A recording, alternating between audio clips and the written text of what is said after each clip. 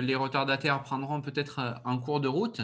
Donc moi, je suis Florent Pienkowski, je suis donc animateur métier à la Fédération régionale du bâtiment Occitanie.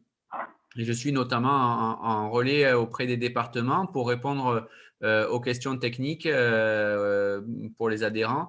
Et je travaille également sur les sujets de qualification professionnelle, aide éco-conditionnée, voilà, où je vais souvent répondre aux entreprises qui sont concernées. Donc, on a la chance de pouvoir accueillir donc Carlos Ferreira, qui est donc le secrétaire général de l'Union des entreprises enduits de façade. C'est ça, hein, Carlos? Tout à fait. Exact. Union nationale des entreprises d'enduits de façade, que je remercie du coup, qui va venir nous parler de l'isolation thermique par l'extérieur, un petit peu de l'actualité technique, normative, et on échangera aussi un petit peu sur les évolutions des aides liées à cette activité-là. Donc, ce que l'on peut faire, donc moi, je vais gérer les personnes qui vont rentrer en cours de route. Il y a un chat aussi sur lequel vous pouvez poser des questions pendant la réunion. On essayera de reprendre tout. On fera des coupures pour les questions, mais du coup, on essaiera de tout grouper au même moment.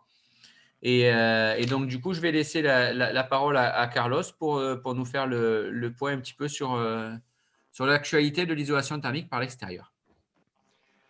Bonjour à tous, donc Carlos Ferreira, je suis le secrétaire général de l'UNEF. Comme disait Florent, je suis au niveau des façadiers, tout ce qui est enduit de façade et isolation thermique par l'extérieur. On pose depuis une dizaine d'années. Alors pourquoi je précise? Parce qu'en 10 ans, on peut s'apercevoir de choses qui évoluent. Si autant aujourd'hui en France tout évolue, quelquefois très vite, on a des choses notamment en isolation thermique par l'extérieur qui avancent doucement. Aujourd'hui, ce qui est intéressant d'échanger avec vous, c'est de vous faire un petit point réglementaire, normatif, savoir un petit peu où est-ce qu'on en est. Mais ça sera surtout aussi également mon message, ça sera les points de vigilance à apporter. Parce que si aujourd'hui l'isolation thermique par l'extérieur connaît une forte croissance, on peut encore l'appeler, je dirais jusqu'à fin 2019, connaissait une forte croissance. 2020, Covid oblige, les choses sont un petit peu ralenties. On a des facteurs, notamment celui de tout ce qui est sinistre et pathologique, qui par contre sont en forte hausse. Et on essaye de comprendre et d'expliquer et de réagir par rapport à tout ça. Alors, je vais vous partager mon écran. N'hésitez pas à me poser des questions via le chat ou alors de garder les questions en mémoire pour la fin. Et au besoin, si vraiment besoin, il n'y a pas de souci, interrompez-moi, il n'y aura pas de souci de ce côté. Alors, je vais partager mon écran. Ah, Florent, si tu peux me remettre l'activation.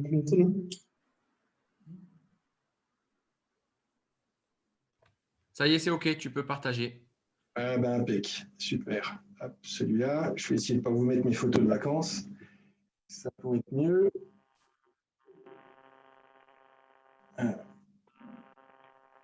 Voilà, tout le monde le voit l'écran? Ça passe pour tout le monde? Ok, très bien.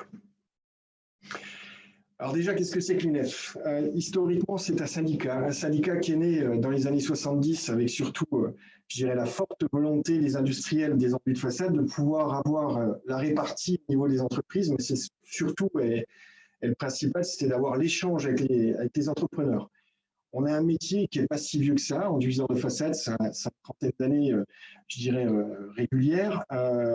On est issu, comme je le dis souvent, des fois en plaisantant, je l'ai dit, des fois ça fait hurler mes collègues maçons au sein du pôle gros œuvre, on est issu de la fainéantise des maçons, qui ne voulaient plus crépir, qui ne voulaient plus enduire.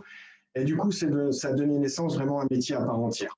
Donc voilà un petit peu dans les grandes lignes d'où on était et d'où on vient maintenant, depuis 1996, où on a intégré la Fédération française du bâtiment comme les 31 unions, métiers et syndicats que compose la fédération à un niveau national, régional et départemental.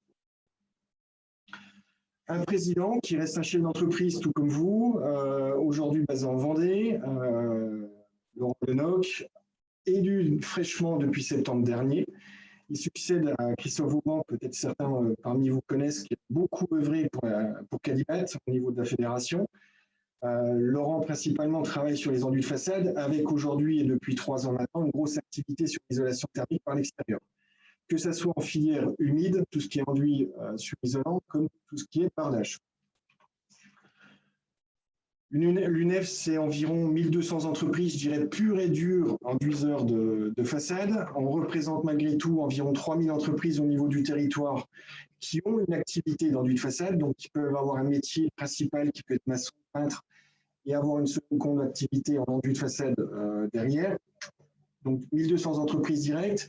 Pour autant, et au sein de notre union, on a 4 commissions, dont la principale qui reste la commission technique, avec les sujets principaux. Je les ai listés à l'écran et vous les voyez, donc je ne vais pas rentrer dans le détail de chacun, mais ça vous permet un petit peu de voir comment les commissions s'articulent et surtout, j'oserais dire, ce qu'elle œuvre et ce qu'elle gère. Au niveau de la commission technique, on retrouve, nous, notre principal DTU, qui est le DTU 26.1 des enduits de mortier, les règles professionnelles qu'aujourd'hui faites avec nos amis les maçons sur les blocs allégés isolants, des règles qui sont aujourd'hui présentées à la CEP. Les futurs DTU 45.4, 45.5, cette fois-ci au niveau de l'isolation thermique par l'extérieur, 45.4 qui sera tout ce qui sera bardage, et le 45.5 qui sera tout ce qui sera enduit sur isolant. 45.4 aujourd'hui devrait partir à l'enquête publique, donc dans les semaines à venir. C'est un document, je dirais un DTU qui devrait être finalisé en retour d'enquête publique, je dirais pour l'été prochain. Je donne un peu de marge par rapport aux dates. On sait toujours qu'au retour des enquêtes publiques, les différents collèges, que ce soit industriels, bureaux de contrôle et autres, ont toujours, malgré leur participation dans ces commissions, des remarques et peut-être quelquefois pertinentes à ramener. Le DTU 45.5, qui sera tout ce qui est enduit mince, enduit épais sur isolant, lui qui commencera juste après et devrait partir pour quelques années de travaux, années ou décennies de travaux. J'en dirai quelques mots tout à l'heure. On a au sein de cette commission 2 GT, 2 groupes de travail composés d'élus, d'industriels, d'entreprises et d'industriels qui travaillent sur tout ce qui est enduit neuf et rénovation, différentes thématiques. On a une représentation forte au niveau du GS7, au niveau du CSTB. Le GS7, GS au niveau du CSTB, pour ceux qui ne connaissent pas, c'est là où sont délivrés en totalité les avis techniques, les ATE, des industriels, que ce soit du STO, du Parex, du Zolpan et autres, et j'en oublie forcément, tous les avis techniques passent par là. Donc on a un comité d'experts qui vient valider les révisions d'avis techniques ou les créations d'avis techniques. Et nous, notre présence en tant qu'UNEF au sein de ce groupe permet de viser si les mises en œuvre, je dirais, restent cohérentes et surtout applicables et réalisables. Donc ça, c'est au niveau de l'isolation thermique par l'extérieur, avec bien sûr tous les avis techniques, mais aussi une grosse révision du CPT 3035, qui est aujourd'hui le seul document normatif et réglementaire qui nous permet de poser nos systèmes d'ITE, qui va attaquer pour l'année 2021. Le GS16 qui est exactement la même chose, mais tout ce qui est, je dirais, éléments maçonnés, on va y retrouver notamment tout ce qui est enduit sur support maçonné, et très principalement de toute la partie fabrication bloc, que ce soit bloc béton, bloc terre cuite, bloc béton isolé. Le terme me reviendra, pas décidément, pas trop, désolé. Donc on traite dedans tout ce qui sera avis technique par rapport à ces activités. Des comités façades, des comités nationaux au niveau FEB, et principalement également, c'est ce qui prend également une grande majorité du temps, la réponse à l'adhérent. Alors, une petite remarque, la réponse à l'adhérent, généralement, elles se font, j'oserais dire, est-ce que je reviens sur les 10 ans de présence, se fait généralement trop tard, ou généralement on nous consulte, et ce qui est bien dommage, on nous consulte après, je dirais, pause, après réalisation. Souvent, les questions qui étaient en amont du chantier, on aurait aimé les avoir pour pouvoir vous aider, pour pouvoir vous répondre, pour pouvoir vous apporter des éléments, bien sûr, concrets aux questions que vous auriez pu avoir. Souvent, la question vous est posée trop tard. Donc, un petit message, n'hésitez pas à venir nous interroger à un niveau départemental ou régional, ou voire même nous directement au national, en amont du chantier, où quelquefois la réponse met beaucoup moins de temps à travailler que par la suite. Deuxième commission qui prend forcément son importance, la commission formation. Un CQP enduiseur façadier qui aujourd'hui fonctionne depuis 2003, où on sort généralement à peu près une trentaine de certifiés annuellement. On vise principalement dans ce CQP que de la mise en œuvre. Tout ce qui sera enduit sur support maçonné, tout ce qui sera isolation thermique par l'extérieur par enduit. Une nouvelle formation, mais j'en parlerai un peu plus tout à l'heure, qui sera la formation de perfectionnement référent technique. Et c'est aujourd'hui issu, Nour Salat, je crois, présent aujourd'hui, issu d'une idée qu'on avait eue il y a quelques années en arrière sur une formation qui était la formation salarié-formateur, qu'on a bondé et on a complété, et c'est devenu un perfectionnement référent technique. Commission nationale sur laquelle on participe au niveau FEP régulièrement, et les journées des formateurs nationaux, où former, c'est une chose, on forme par les organismes de formation, mais principalement, on vient aider nos formateurs à avoir une veille réglementaire et technique, que ce soit sur la gestuelle, que sur la partie réglementaire, où on vient les aider. On vient également perfectionner tous ces formateurs du réseau, je dirais UNEF, FEP, une fois par an, où on le fait à niveau régional ou à niveau national, suivant les thématiques qu'on peut avoir. Une commission de communication où différents travaux sont dedans et mis en œuvre est suivie. La newsletter de l'UNEF, où lorsqu'on a besoin d'interroger nos adhérents, on le fait pour avoir je dirais, un maximum d'éléments au niveau normatif, parce que quand vous représentez dans les instances, c'est bien, mais il faut aussi avoir votre avis et vos expériences, surtout l'expérience. Les réseaux sociaux et tout ce qui est site internet FEP qu'on essaye de tenir à jour, malgré je dirais la complexité qu'on peut avoir dans les connexions. Et là, on a aujourd'hui une grande réflexion sur l'accès de la communication via ces réseaux. On a vu aujourd'hui par le biais du Covid que communiquer, c'est une très bonne chose, mais trop d'informations tue l'information, et on réfléchit à comment communiquer au plus simple. On travaille également sur tout ce qui est bâtissons l'avenir. C'est une des lettres du pôle Gros Œuvres, un des documents, l'UNEF fait partie, au sein de la Fédération française du bâtiment, fait partie du pôle Gros Œuvres, qui constitue les maçons, le MGO. On y retrouve l'UNESI, le SFMR et maintenant les carreleurs. On édite une lettre à peu près trimestrielle, où peut-être certains d'entre vous la reçoivent suivant leur activité. On essaye de travailler les bâtiments, des sujets assez transversaux à nos métiers. Bâti-métier, la revue de la FEB, où l'UNEF essaye, je dirais, une fois par trimestre de communiquer dedans, de communiquer vis-à-vis de vous au moins une fois par trimestre, avec des sujets qui peuvent être variés, que ce soit de la formation, de la technique. Les enquêtes adhérents, j'en ai parlé tout à l'heure, et elles vont continuer malheureusement d'exposer et d'en faire un peu plus sur l'année 2021, au vu des retours qu'on peut avoir.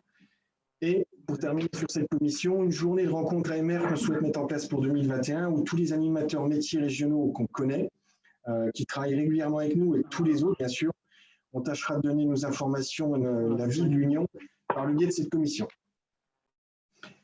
Une nouvelle commission qui est née, la dernière de l'UNEF, qui est née depuis septembre dernier, où avant c'était une commission simplement développement. Aujourd'hui, elle est plutôt sur le développement, bien sûr, il y a toujours, mais principalement également sur l'innovation. L'innovation matériaux et l'innovation, je dirais, transversale, où on va traiter de sujets un peu plus génériques, comme l'innovation des matériaux, ça c'est quelque chose, matériaux et matériels, mais également tout ce qui est déchets. Bien sûr, cette commission traite principalement, c'est sa principale mission, sur tout ce qui est réunion technique départementale et régionale, où par an, l'UNEF réalise entre 30 et 40 déplacements départementaux, bien sûr en département et aussi à un niveau régional, traiter des sujets qu'on va aujourd'hui traiter avec vous, directement aux entreprises, en espérant que 2021 ne soit pas l'année reconductible visio et que le présentiel revienne quand même plus fréquemment. Une représentation, maintenant cette fois-ci, départementale et régionale. Une carte qui date aujourd'hui de quelques années en arrière, mais qui était intéressante que je puisse vous montrer et échanger avec vous dessus. Où, je l'ai dit tout à l'heure, et vous l'avez vu au travers des commissions, on travaille sur beaucoup de sujets techniques et réglementaires. Pour autant, travailler depuis Paris, c'est une bonne chose. Que je vienne vous rencontrer à un niveau départemental ou régional, c'est une bonne chose également. Mais vous avoir aux côtés de nous, avec une casquette, je dirais, complémentaire à celle que vous pouvez avoir en département ou en région, pour nous apporter vos retours d'expérience, comme j'ai dit en technique, mais également vos avis et je dirais votre volonté à participer à tous les travaux normatifs qu'on peut avoir déjà en cours, mais surtout dans les années à venir. C'est, je dirais, une sollicitation qu'on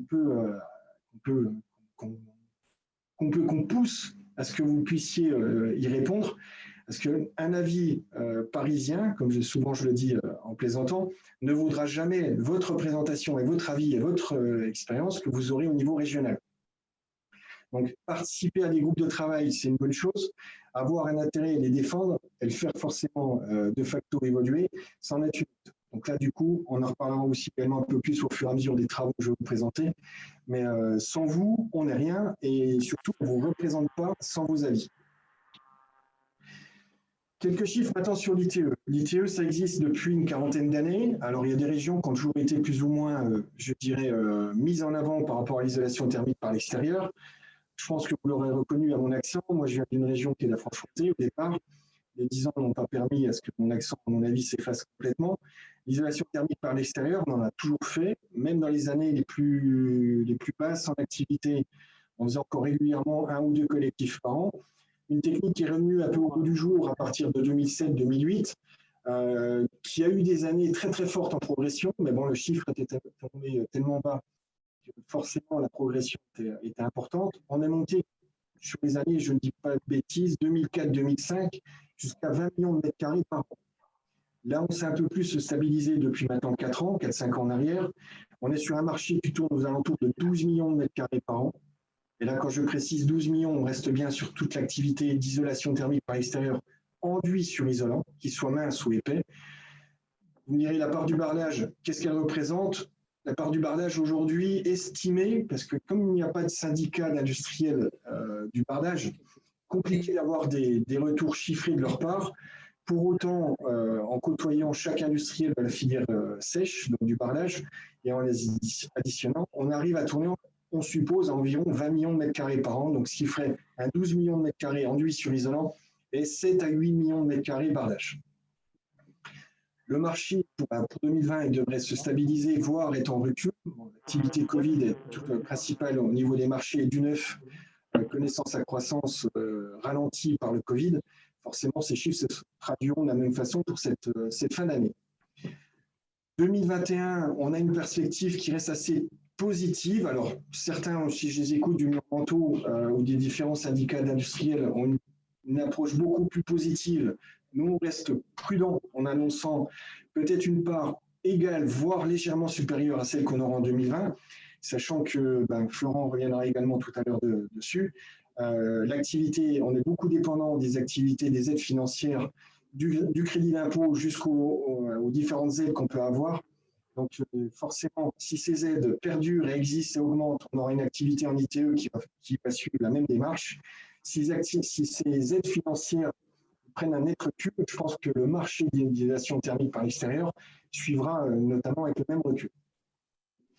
Vous voyez ici un petit peu les progressions que vous avez pu avoir sur le haut, tout du moins depuis 2017. La répartition du marché. Alors, un des slides que j'ai voulu laisser, qu'on puisse un peu échanger dessus, et ça me servira un peu de base pour les prochaines présentations. On a principalement tourné sur le marché de la rénovation. L'isolation thermique par l'extérieur a toujours eu sa place en rénov', même si on a pensé, il y a une dizaine d'années en arrière, on a pensé que le neuf prendrait plus de place et plus rapidement. Malgré tout, la rénovation reste le marché principal de l'isolation thermique par l'extérieur, avec quand même une part importante sur le logement collectif. On voit par rapport au neuf, la différence de part de marché de volume reste assez significative. La maison individuelle dans le neuf étant timide au niveau du démarrage, on se pose même la question si l'ITE a vraiment sa place en isolation thermique par extérieur dans le neuf en maison collective, sachant qu'il y a différents procédés qui permettent d'atteindre des performances thermiques, il est vrai, sans l'isolation thermique par l'extérieur. Et ça sera mon maître mot pendant toute cette réunion. L'ITE, quelle qu'elle soit, en sec ou en humide, reste quand même une prestation ramenée au mètre carré avec un coût qui n'est pas négligeable et qui peut, dans certains cas, être, je dirais, dérogé par d'autres techniques, mais surtout pas aller dans des prix anormalement bas qu'on peut côtoyer et qu'on rencontre encore un peu plus depuis le début de cette année. Donc, la part en rénovation reste quand même la part la plus importante au niveau d'ITE, et bien sûr sur les deux techniques. Un plan de relance qui nous emmenait à avoir, je dirais, un esprit positif sur la part de marché de l'ITE pour 2021. Des annonces qui ont été faites, des annonces gouvernementales qui ont été faites ces derniers mois en arrière, qui ont emmené à avoir, je dirais, une pensée positive sur le développement du marché, même si les promesses au niveau des milliards d'euros qui nous seront, entre guillemets, attribués devraient être aujourd'hui malmenées. Je ne m'étends pas trop dessus, même si c'est quelque chose, j'espère, qui ne va pas se réduire à néant. Mais au niveau des budgets de l'État, à savoir que les coups de sabre qui sont donnés et l'actualité, je pense qu'il n'est pas anodine, permettra d'avoir au moins pour 2021 peut-être encore quelques restants de milliards d'euros en budget. mais sur les années 2022, 2023, voire supérieures, je reste déjà à titre personnel très craintif sur ces évolutions de part de marché. Les aides. Les C2E que Florian tout à l'heure présentera, les C2E, on retrouvait MaPrimeRénov' avec, je dirais, un peu les déboires qu'on a pu avoir depuis le début de l'année sur les entreprises exotiques qui ont su surfer sur ce type de primes. La fédération a fait énormément de choses pour pouvoir un petit peu contrer ces malfaisants et qui nous donnaient une image de l'isolation thermique par l'extérieur très négative, que ce soit sur la phase de réalisation ou sur l'approche globale de l'ITE. Aujourd'hui, c'est des choses qu'on a fortement réduites. On n'arrivera jamais à ressortir du marché de l'ITE toutes ces entreprises qui ont réussi à surfer sur ces vagues d'aide qui aujourd'hui ont quand même sont l'alimentation de nos travaux. Les aides également d'Action Logement, mais tout ça fera un petit point en fin de réunion un peu plus précise sur les années à venir de ces différentes primes et aides qu'on peut avoir au niveau de l'ITE. Là, je vais commencer à vous donner mal la tête au niveau du réglementaire et du normatif, au niveau de l'isolation. Là, vous voyez à l'écran les différents documents que vous pouvez retrouver, et je dirais que vous êtes assujettis lorsque vous touchez à l'isolation thermique par l'extérieur. Différents DTU, que ce soit 36.5 ou 34.4 qui vont poser sur la pose des éléments qui vont environnant à l'isolation thermique par l'extérieur. À l'heure actuelle, toujours pas de DTU au niveau de l'isolation thermique par l'extérieur, même si tout à l'heure j'ai parlé du 45.4 et du 45.5, mais qui seront des DTU qui viendront dans les mois à venir et pour le 45.5 dans les années à venir. Pour autant, au niveau des enduits sur isolants, vous allez retrouver le 30-35, existant depuis 80-82, si je ne dis pas de bêtises. Il reprend la mise en œuvre de tous les systèmes ITE qu'aujourd'hui vous pouvez connaître. Comme j'ai dit que ça part de chez Sto, de chez Leberge, de chez Parex, quel que soit l'industriel, dans tous les avis techniques, et j'ose espérer que vous en avez connaissance, à chaque fois on renvoie à ce CPT 3035. C'est un document générique qui retraite de la mise en œuvre de ces systèmes. Les CPT 3316 et 3194, qui sont la genèse du futur DT 45.4, isolation thermique par extérieur filière sèche, qui reprennent, je dirais, qui sont l'avant-projet de ces mises en œuvre, qui reprennent sur les deux types d'ossature, ossature bois et ossature métallique. Ça, ce sont les trois documents qui visent la mise en œuvre de l'ITE, quelle que soit la filière. À ça, est venu s'additionner depuis maintenant quelques années les recommandations professionnelles. Alors, j'en parle parce que bon, ça existe et je n'ai pas d'autre choix que de vous en parler. Les recommandations professionnelles, si vous voulez, ce sont la version qui est intermédiaire entre le CPT et le DTU. Un DTU a toujours eu pour vocation d'être un CPT.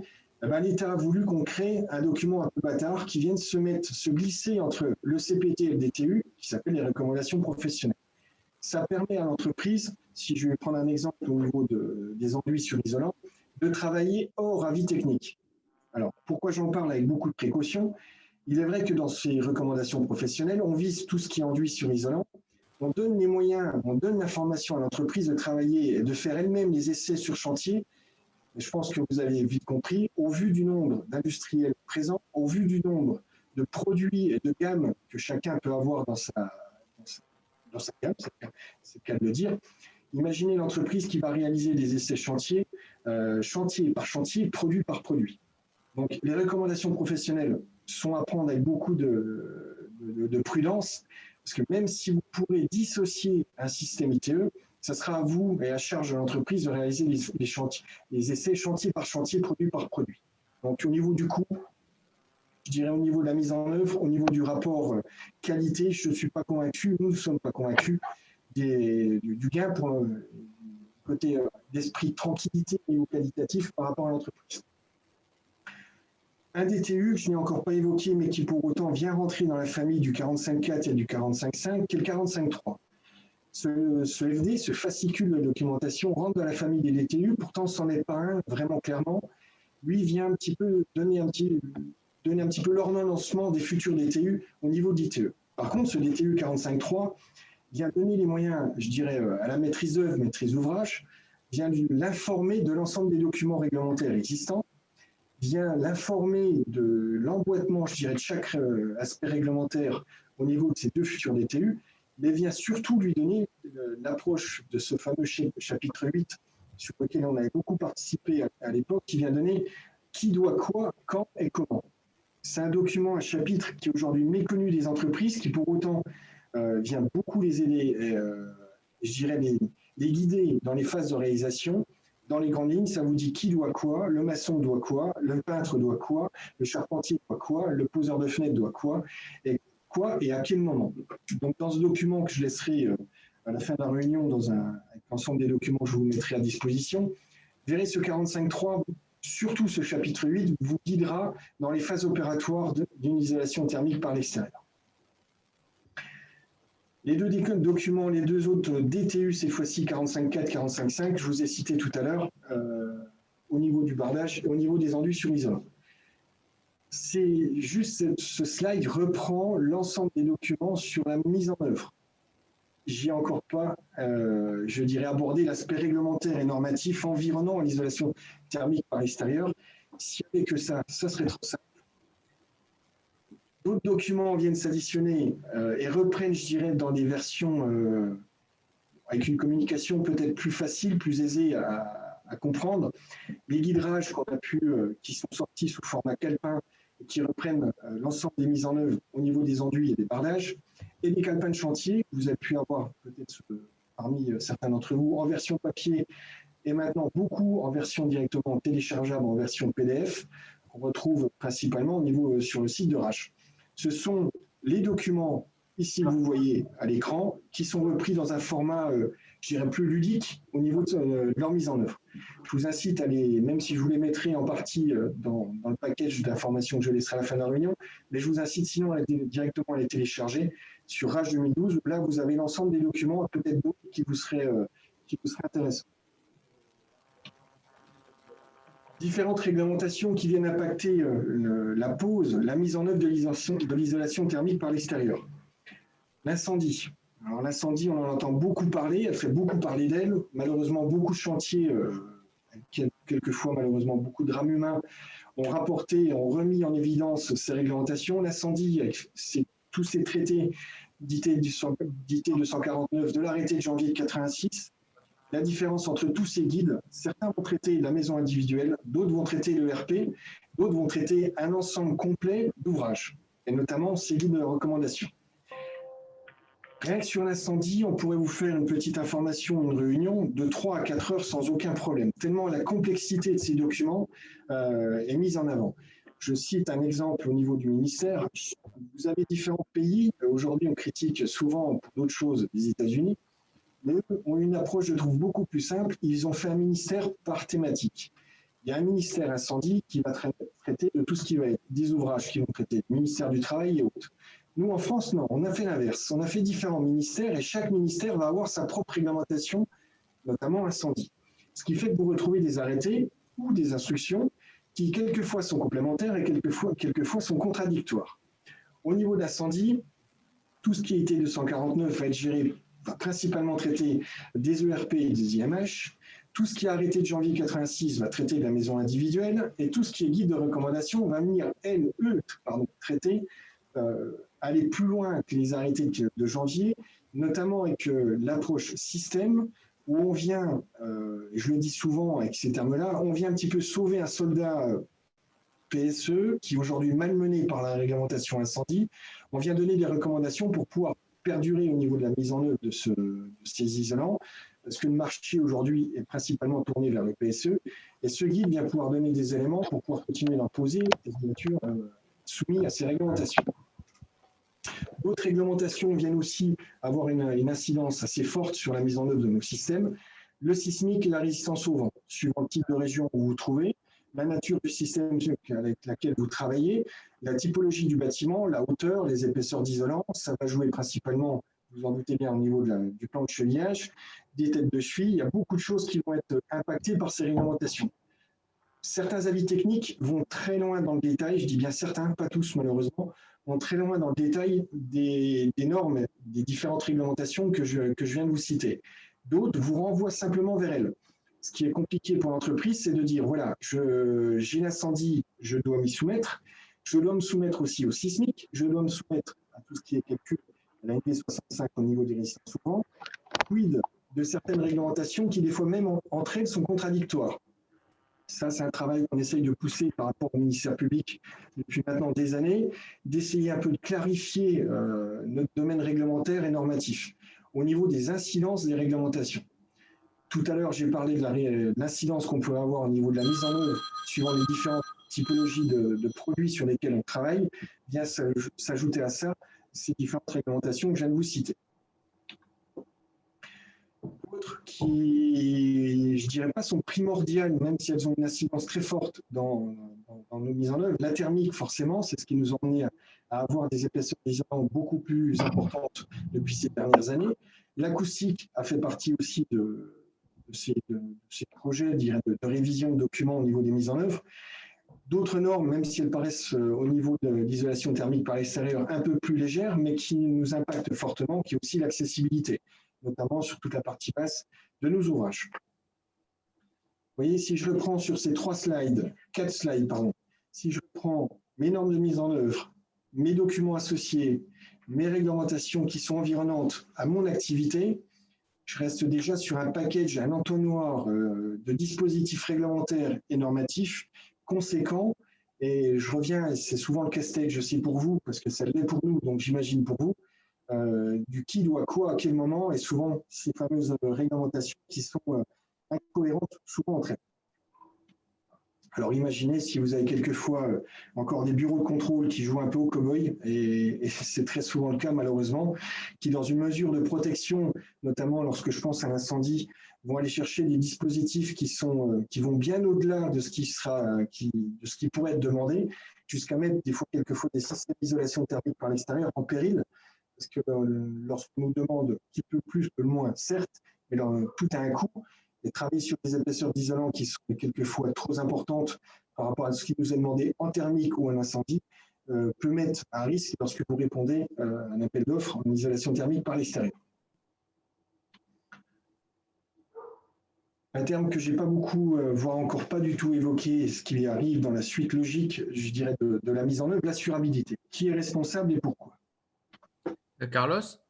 Oui. Est-ce qu'on peut déjà peut-être faire un point question sur l'aspect normes et réglementation, si tu as passé ce chapitre-là, comme ça, si les entreprises elles ont des questions du coup sur les différents documents que l'on vient d'aborder, que Carlos vient de vous présenter, ça peut être intéressant que vous puissiez poser vos questions. C'est le moment peut-être d'intervenir.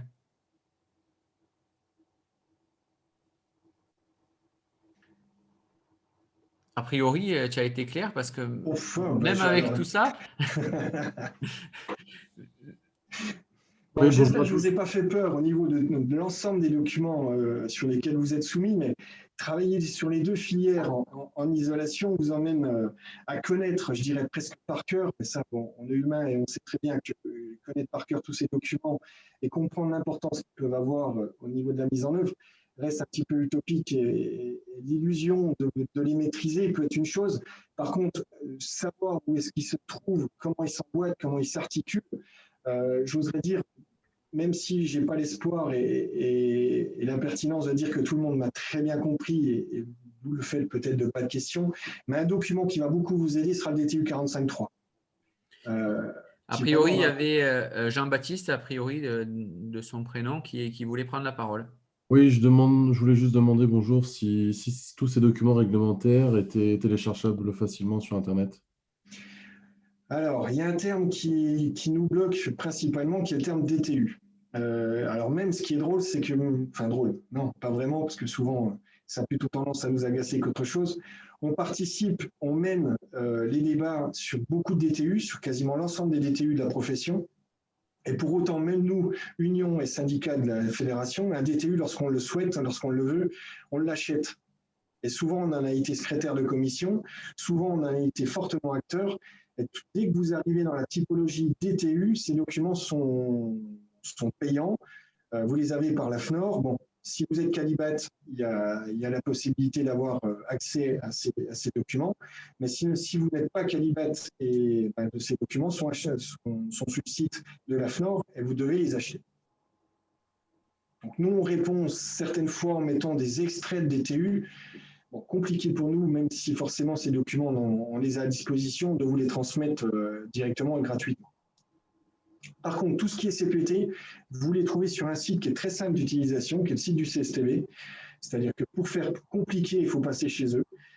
Plus ils révisent leur site, plus il devient compliqué. Il y a quelques temps en arrière, vous aviez besoin du CPT 3035. On cliquait sur une petite maison et on arrivait aux documents normatifs réglementaires qui étaient référents. Et aujourd'hui, vous devez rentrer dans tout un tas de dispositions pour aller les chercher. Dès que c'est gratuit, généralement, moi-même, je les mets à disposition des fédérations départementales ou régionales pour que les adhérents puissent y avoir accès. Donc après, tous les documents qui sont abordés et qui sont donc libres de droit, ils seront envoyés en suivant à toutes les entreprises qui étaient inscrites sur leur boîte mail avec la présentation et le lien pour revisionner la réunion. Tout à fait. Une petite précision dessus. Aujourd'hui, souvent, on me pose la question, oui, mais dans une fiche technique d'un industriel, j'ai vu ça, j'ai vu ça. Il faut savoir qu'une fiche technique ne reste que commerciale. Dans ces documents, dans l'approche réglementaire que vous voyez à l'écran, je peux vous citer une centaine, si ce n'est plus, de fiches techniques industrielles qui sont presque contradictoires en tout ou partie des documents que vous voyez à l'écran. Et quelle que soit la marque, qu'on soit leader mondial de l'isolation thermique par l'extérieur au niveau du produit ou qu'on soit le petit dernier, malheureusement, j'ai trop de cas où des fiches techniques viennent contredire ou ne pas dire la totalité de ce qu'on devrait mettre. Et l'entreprise a souvent tendance à prendre pour pain béni. Moi, le premier à l'époque, parce que je suis passé par la case entrepreneuriat, de souvent croire la fiche technique par rapport au domaine réglementaire. N'oubliez pas qu'en cas de pathologie, en cas de sinistre, l'expert, j'espère que vous n'avez pas eu trop souvent le cas, l'expert lui prendra forcément indéniablement le document réglementaire et non pas la fiche technique du produit. Donc soyez vigilants à l'approche de l'industriel lorsqu'ils viennent vous démarcher ou lorsque vous travaillez avec eux. Les industriels sont nos partenaires, on en a besoin, mais souvent les messages, alors pour être un petit peu plus gentil, erronés, circulent et mettent à défaut nos entreprises. Et on en a trop souvent le cas, et sur des surfaces de chantier qui dépassent le millier de mètres carrés, et l'entreprise se retrouve vite en porte-à-faux, voire en situation très critique. Pour une erreur, quelquefois, je dirais, qui n'était pas forcément volontaire dès le départ.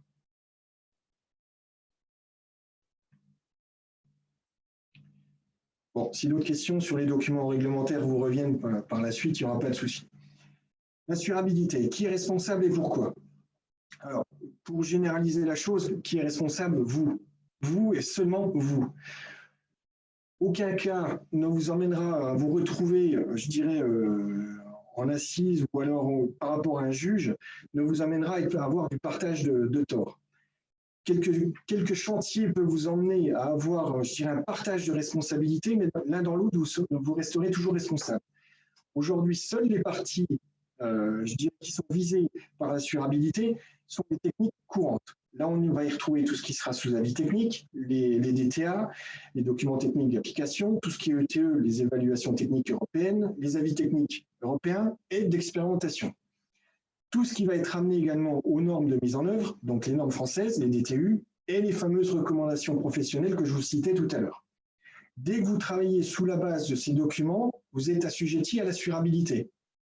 Maintenant, une petite précision à apporter qui n'est pas négligeable, soyez vigilants aux avis techniques des industriels. Les avis techniques des industriels ont une durée de validité qui va généralement de 3 à 5 ans. Si c'est un nouveau produit, il peut avoir exceptionnellement une durée de validité de 2 ans, mais généralement, ils sont de 3 à 5 ans et ils ne sont pas conduits tacitement. Vous pouvez travailler aujourd'hui avec un détendeur de système X qui peut avoir un avis technique qui se terminait en février 2020. Il n'a pas forcément été conduit tacitement, reconduit tacitement, ce qui fait que vous pouvez continuer d'être alimenté par le biais d'un négoce ou en direct avec un avis technique qui n'est plus bon. Si demain, lors d'un chantier, des pathologies arrivent, qu'est-ce que fera l'expert judiciaire ou l'expert à l'amiable? Viendra chercher la durée de validité des documents, mais surtout sa date de validité par le GS concerné. Donc, ça sera à vous d'être vigilant sur l'approche des industriels avec qui vous travaillez, sur leurs documents techniques, savoir s'ils sont à jour et bien sûr toujours existants. Malheureusement, c'est un sujet qu'on traite au moins une fois par semaine directement avec des adhérents. Je vous donne un ordre d'idée. 98 systèmes aujourd'hui sont validés au GS7 par rapport aux avis techniques enduits sur l'isolant. donc tout confondu, tous les industriels confondus, 97 systèmes et 135 circulent. Cherchez l'erreur. Il n'est pas rare de voir le DTA ou l'avis technique d'un industriel qui a été périmé, qui n'a pas été reconduit, continuer de circuler sur le terrain. Donc, à vous de vérifier les dates de validité des avis techniques. Puis, bien sûr, et ça paraît de bon sens, mais il est toujours bon de le rappeler, les avis techniques européens valent aujourd'hui sur le territoire s'ils sont amenés à devenir un avis technique ou un ETE directement au CSTB. Un avis technique européen peut ne pas valoir sur notre territoire. On a eu de nombreux cas polonais, autrichiens, allemands, où des avis techniques, par le biais de ces pays d'origine, étaient traduits, tant bien que mal encore, à peu près qualitativement, sur notre territoire. Or, au niveau assurabilité, ils n'avaient aucune reconnaissance. Beaucoup d'industriels qui cherchaient un petit peu à pénétrer le marché français ont voulu rentrer par cette porte, je dirais un petit peu dérogatoire, de rentrer avec des avis techniques qui n'étaient pas forcément ceux européens visés par le CSTB. Ça nous a apporté tout de suite la case assurabilité qui n'a pas été cochée et les entreprises se sont retrouvées en difficulté, c'est-à-dire seules, sans aucune couverture d'assurance. Et si je vous citais en aparté le nombre d'industriels qu'on peut connaître, reconnus et connus, qui jouent encore sur ce territoire, donc c'est à vous d'être vigilants. Nous, on essaye de travailler avec eux dans le sens d'utiliser une communication, une traçabilité la plus claire possible pour vous, déjà, tout du moins. Et en même temps, on essaye un petit peu d'éliminer, de réduire l'impact que peut avoir ces tricheurs, parce que si pour une version polie, on peut les appeler les tricheurs, qui arrivent sur notre marché, qui, par la promesse de prix matériaux hyper concurrentiels ou par une soi-disant approche technique compétitive, essayent de vous amadouer. Donc, soyez vigilants sur les documents, sur la base des documents sur laquelle vous travaillez. Au niveau de l'ITE, au niveau de sa mise en œuvre, tout à l'heure, je vous ai évoqué les futurs DTU 45.4 et futurs DTU 45.5 qui arriveront prochainement. Reste sur la base des CPT existants. Un DTU, la genèse d'un DTU, c'est un CPT. Et aujourd'hui, dans le CPT 3035 qui vise tout ce qui est enduit mince, enduit isolant, enduit épais sur isolant, 3 principales évolutions sont faites depuis sa dernière version, la V3, qui est sortie cette année, mais qui ont un fort impact au niveau de votre mise en œuvre. Ces fameuses bâches, et je vais citer les 3 principaux, ces fameuses bâches qu'on devait mettre en œuvre dès qu'on utilisait du polystyrène graphité. On devait, je vous le rappelle, soit avoir la condition de recouvrir notre polystyrène dans les 48 heures par le sous-enduit, ou bien alors on devait le protéger par une bâche anti-UV. Cette notion est sortie du CPT. Sachant la difficulté des adhérents, des entreprises en général, à avoir accès à des bâches vraiment avec des filets anti-UV, la profession, les industriels, je dirais en tête de ligne, ont souhaité ressortir cette obligation. Pour autant, nous, les entreprises, enfin représentants d'entreprises, on a été très craintifs et on était même contre cette résolution. Pourquoi? Parce qu'aujourd'hui, on se retrouve avec beaucoup de problèmes au niveau de la stabilité de nos isolants, qu'ils soient blancs, dalmatiens, voire bien sûr graffités. Et on craignait qu'ils nous soient reprochés par la suite, si des défauts de mise en œuvre, enfin des pathologies quelconques, arrivaient sur nos ouvrages, qu'on nous reproche du fait qu'on n'ait pas protégé notre isolant, que les pathologies soient de notre faute. Donc, les choses ont été simplifiées. La notion d'obligation de protection, notamment du graffité, est ressortie de ce texte. Donc, du coup, maintenant, plus d'obligation de protection. Pour autant, on a l'obligation de protéger nos isolants, mais là, ça va bien sûr dans le bon sens, qu'ils soient graffités ou autres, pendant le stockage, pendant la vie de chantier et pendant sa mise en œuvre, je dirais, avant que l'induction n'arrive. D'où l'ambiguïté aujourd'hui de la partie sinistre et d'expertise sur cette notion, c'est quoi protéger un isolant pendant sa durée de vie, c'est-à-dire pendant son stockage et pendant sa pose avant que l'induction arrive.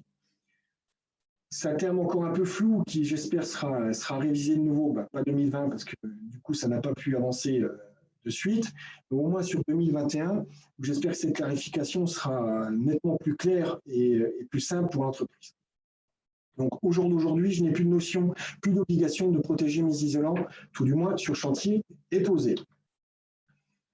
Ce qui va rester à la charge de l'entreprise, c'est là une grosse vigilance que vous devrez avoir et apporter. Je dirais même du transfert de responsabilité. hormis bien sûr la mise en œuvre correcte de vos isolants que vous aurez à avoir en respectant le CPT 3035. Donc ça va dans des notions, que ce soit le harpage, la chaussure en L, le décalage des joints, l'absence de colle entre chaque épaisseur de plaque. Tout ça, c'est des choses qui paraissent non pas futiles, mais qui sont indéniables au niveau de sa mise en œuvre. Vous aurez aussi la responsabilité de tout ce qui est la maîtrise du délai de séchage. Et c'est là aujourd'hui qu'il faudra également que vous soyez vigilant avec l'industriel avec qui vous travaillez. Ça va vous imposer non pas à suivre que leur fiche technique, leur avis technique, mais aussi à avoir votre retour d'expérience, parce qu'on arrivera à mettre en avant vos délais de séchage par rapport à la nature des composants que vous utiliserez, que vous travaillez avec des produits qui soient minéraux ou organiques. On a tendance, suivant les régions, on se trouve un petit peu à tricher avec les délais de séchage, et aujourd'hui, ça reste une des causes principales au niveau des pathologies sur ce type de système. Une des notions qui est ressortie et que nous, tout du moins à l'UNEF, on ne voulait surtout pas apparaître, on ne voulait pas voir apparaître dans ce CPT 3035, qui était l'exposition au rayonnement direct. Compliqué pour nous de garantir qu'un isolant n'a pas été, je dirais, exposé au rayonnement solaire, sachant qu'en plus, on n'a pas la maîtrise de la chaîne, bien sûr, depuis le fabricant jusqu'à notre chantier. Il y a 1, voire 2, voire 3 négoces qui peuvent venir se positionner dans cette filière. Donc, on n'a pas la maîtrise de la protection de ces ouvrages, enfin de cet isolant. Surtout qu'en plus, on doit la protection, déjà, comme j'ai dit en amont, par rapport au soleil sur notre ouvrage. Donc aujourd'hui, soyez vigilants d'une manière générale au stockage de vos produits, que ce soit dans vos locaux comme sur votre chantier. Soyez aussi assez vigilants par le biais de vos négoces, parce que si j'avais un rêve, moi, de notre part, si on pouvait supprimer le négoce comme intermédiaire de nos produits, ce serait une bonne chose, même si certains, lorsqu'ils m'entendent dire ça, doivent bondir de leur chaise. Mais aujourd'hui, on n'a pas suffisamment la responsabilité du négoce n'est mis en avant lorsqu'on a des problèmes produits sur nos chantiers. Et ce qui d'ailleurs, je trouve bien dommage, parce que ça les mettrait un peu plus devant leur part de responsabilité. Et enfin, pour tout ce qui est les rappels et consignes au niveau des mises en œuvre des systèmes en ITE, toujours les 2 chevilles par panneau, quelles que soient les obligations que vous ayez derrière en graphité ou en blanc au niveau des principes de collage. Dans un collage, seul le collage en plein vous permettra de ne pas vous permettra de vous substituer aux 2 chevilles par panneau sur isolant. Donc ça, ce sont des choses à avoir au niveau des communications assez vigilantes. Et les 2 chevilles, elles, sont visées, comme sa mise en œuvre principale, sont visées dans le CPT 3035 et surtout au niveau de leur emplacement. Une petite parenthèse à tout cela, privilégier les chevillages à cœur que les chevilles, cœur de plaque, non pas en cœur de joint, comme certains industriels aujourd'hui le mettent en avant, soi-disant dans un souci d'économie de cheville. L'un dans l'autre, sachez que ça sera une parade qui est totalement contradictoire. Que vous chevillez en cœur ou que chevillez en joint, le nombre de chevilles sera toujours à l'identique. Par contre, compliqué de respecter le positionnement d'une cheville, et notamment de la tête de cheville, lorsque vous êtes en chevillage en joint, parce que les industriels, lorsqu'ils font leurs essais, je dirais, de chevillage, sont sur des supports qui sont parfaits, ce qui fait que positionner les chevilles à 3/4 ou 1/4 ou en demi au niveau des plaques, ça paraît très simple. On sait très bien que sur chantier, rien n'est aussi facile à réaliser, d'une, parce qu'on a l'accès sur l'échafaudage qui nous complique les choses, et de plus, la nature du support qui peut nous emmener à dévier nos perçages de chevillage. Donc, privilégiez quand même les chevilles, le perçage et le chevillage en cœur de plaque. Autre chose qui aujourd'hui nous emmène à avoir une crainte, alors le terme crainte commence à devenir vraiment vigilance. L'ITE, ça fait aujourd'hui 10 ans au niveau de l'UNEF je dirais qu'on était vigilant sur sa mise en œuvre, vigilant sur les retours qu'on a pu avoir.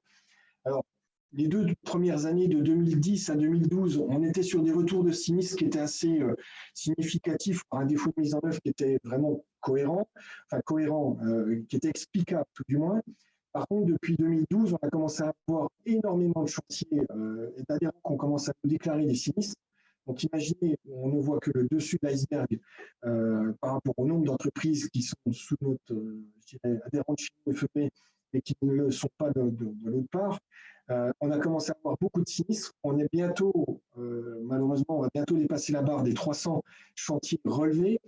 Des parts de chantiers qui sont partis de 300 mètres carrés en moyenne, qui font aujourd'hui une moyenne à 1500 mètres carrés. Donc on voit que la part des défauts augmente et que la taille des chantiers, bien sûr, augmente. On s'est posé, après moult critiques, que ce soit des industriels ou des organismes, des différents ministères, voire même des agences qualité construction, qui nous ont toujours pointé du doigt, parce qu'il est vrai que sur la mise en œuvre, on n'était pas parfait, on reste certes humain.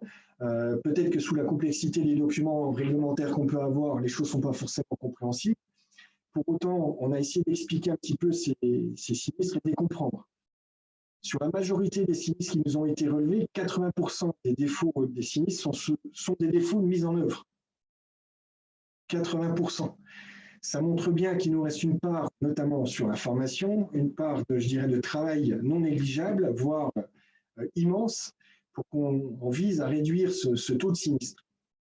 Alors, depuis quelques années, on a commencé un petit peu à gratter, se dire, bon, excusez mes termes, mais on n'est pas plus con que les autres. On a essayé de réfléchir, de regarder un petit peu les retours de dossiers.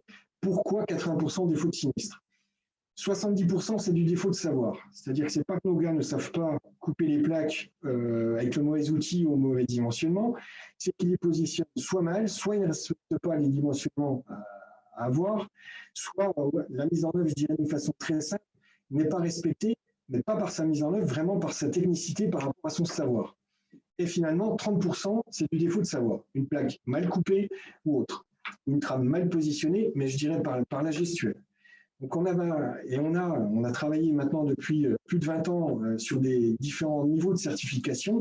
Finalement, on s'est aperçu qu'on a beaucoup travaillé sur le savoir-faire en omettant, sans trop le savoir, la partie défaut de savoir.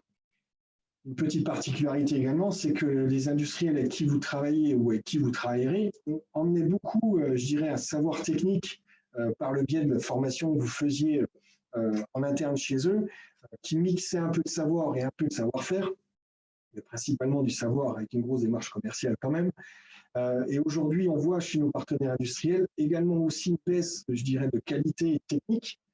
Aujourd'hui, quand vous prenez un ATC, un référent technique régional, il a plus tendance à connaître commercialement la terminologie exacte du produit. Par contre, sa mise en œuvre, ils sont souvent de moins bons conseils qu'auparavant. Il en existe toujours, tant mieux, mais on a aussi un appauvrissement de ce côté. Ici, quelques images de sinistres, de futurs sinistres mis en avant. Lorsque le CPT 3035 vous dit qu'on n'a surtout pas le droit, je dirais, de venir remplir nos épaisseurs de joints de plaques polystyrène qui soient blancs ou graphitées, et que la mousse polyuréthane n'est autorisée que localement suite à, je dirais, presque à un choc. Aujourd'hui, poser ce type de chantier, comme vous le voyez à l'écran, mousser les plaques dans quasiment sa totalité des joints, c'est presque quelque chose qui est devenu commun, trop commun, jusqu'à voir certains industriels qui, dans leur communication en interne, vous préconisent la mousse polyuréthane blanche pour venir coller parfaitement à l'aspect esthétique, je dirais, des plaques. Sachez que mousser une plaque polystyrène sur un joint reste quelque chose qui est autorisé, mais très localement. Et quand on dit localement, on peut estimer entre 1 à 2% du mètre linéaire de plaques que vous aurez posées sur votre ouvrage. Voilà malheureusement à l'écran ce qu'on retrouve, plus au-delà des défauts de l'arpage, des défauts de jonction de plaques, des jonctions de L qu'on peut deviner. Voilà ce qu'on retrouve principalement sur nos chantiers. Ici, au niveau des mises en œuvre, alors ces photos que vous voyez à l'écran, malheureusement, pour une, elle vient de moi et de l'autre, elle n'a pas été prise par mes soins. Sur la photo de droite, vous voyez ici directement tout ce qui ne sera pas respecté, tout ce qui n'est pas respecté au niveau de la mise en œuvre, c'est-à-dire carrément une trame qui est carrément pointée, clouée à l'isolant. La pose de l'isolant en elle-même au niveau des harpages, bien sûr, des jonctions non respectées, des profilés, on n'en parle même pas. Là, on retrouve une mixité de produits avec une mixité de mise en œuvre. C'est presque un mythe-gag de dire tout ce qu'il ne faut pas faire. Pour autant, ça reste sur des ouvrages qui sont assez conséquents et c'est des choses qu'on retrouve trop vite et trop souvent sur nos ouvrages. Sur la partie de graphité, quand on voit toute une notion de jonction non respectée, d'épaisseur et de je dirais, positionnement par rapport aux accessoires, notamment des appuis de fenêtre, imaginez ce que ça peut donner par la suite au niveau de nos ouvrages. Une petite précision, même si peut-être tout à l'heure quelques-uns d'entre vous me l'auraient posé. Il faut savoir qu'aujourd'hui, sur les 300 dossiers qu'on a pu traiter au sein de l'Union, si j'avais un chiffre à donner au niveau des pathologies, jusqu'à quel niveau elles se trouvent, sachez que 90% de ces dossiers, la pathologie ou le risque de pathologie est avant la pose de l'enduit. Souvent, quand on fait le constat d'un enduit fissuré, micro-fissuré, dans 90% des cas, la source de cette pathologie, elle vient du moment de la réception de l'ouvrage jusqu'à la pose de l'isolant et de ses accessoires. 90% des sinistres ont pour cause cette phase de mise en œuvre. Donc c'est là qu'on voit qu'on a une grande marge de progression et que même si on a beaucoup mis en doute l'évolution de nos produits quand ils étaient de l'organique, on est passé au minéral, on s'est beaucoup posé de questions par rapport aux partenaires industriels. Finalement, on s'aperçoit qu'on est, je dirais, on est en manque, on est en défaut de pose avant nos enduits. Et c'est ce qui nous fait c'est ce qui est d'autant plus compliqué à expliquer, c'est que les normes au niveau notamment par rapport au CPT 3035, jusqu'à la mise en œuvre du sous-enduit, rien n'a évolué depuis 1980. C'est-à-dire que ce que je dois faire aujourd'hui sur une jonction en L, un harpage, un positionnement de plaque, un positionnement du sous-enduit et autres, rien n'a évolué depuis 1982. Donc là, gros point de vigilance à avoir et à essayer de vous faire toucher du doigt sur la pose isolant et de sa tenue dans le temps, ça emmène la stabilité du système d'enduit que vous remettrez par-dessus, quelle que soit sa nature et sa dénomination commerciale. Quelques images pour donner comme quoi on peut faire beaucoup de choses en ITE. Alors, j'ose espérer que tout le marché de l'isolation thermique par l'extérieur ne ressemble pas à ça. Quelques photos là, sont issues des chantiers que j'ai pu suivre, notamment sur la partie MaPrimeRénov', lorsque des entreprises exotiques, pour rester poli, avaient trouvé le filon du chantier à 1 €, c'est-à-dire qu'ils commençaient les chantiers, les posaient tant bien que mal, et arrivaient l'isolant posé, ils démontaient l'échafaudage et ils repartaient. Cependant, ça nous a quand même bien emmené des images assez concrètes au niveau de la pose des isolants. Ici, vous voyez sur les photos de droite carrément les plans de chevillage même pas respectés, qui sont inexistants par rapport à un support qui est revêtu. On se retrouve directement avec des accessoires, alors d'autant plus loufoques que vous les retrouvez ici, comme la descente d'eau pluviale carrément incorporée dans l'isolant. Je rappelle que tout ce qui est descente d'eau pluviale, accessoires, tout ce qui sera EDF, tout ce qui sera ramené au gaz, rien ne doit être incorporé dans nos isolants, même après soi-disant dérogation ou autorisation du maître d'ouvrage, et j'en passe, c'est des meilleurs. L'isolant reste un système de complexe ITE, tout doit être ramené soit enterré dans le mur support d'origine avec des travaux spécifiques, soit il doit être rapporté sur l'isolant. Je ne sais pas ici, finalement, je vois que sur la photo de droite, c'est ici sur la partie, c'est trop petit pour pouvoir vous l'exposer, mais ici derrière, vous avez tout le câblage réseau EDF qui passe ici entre la pierre apparente et la plaque d'isolant, et on retrouve derrière tout ce qui est canalisation de gaz qui était ramené juste par la suite.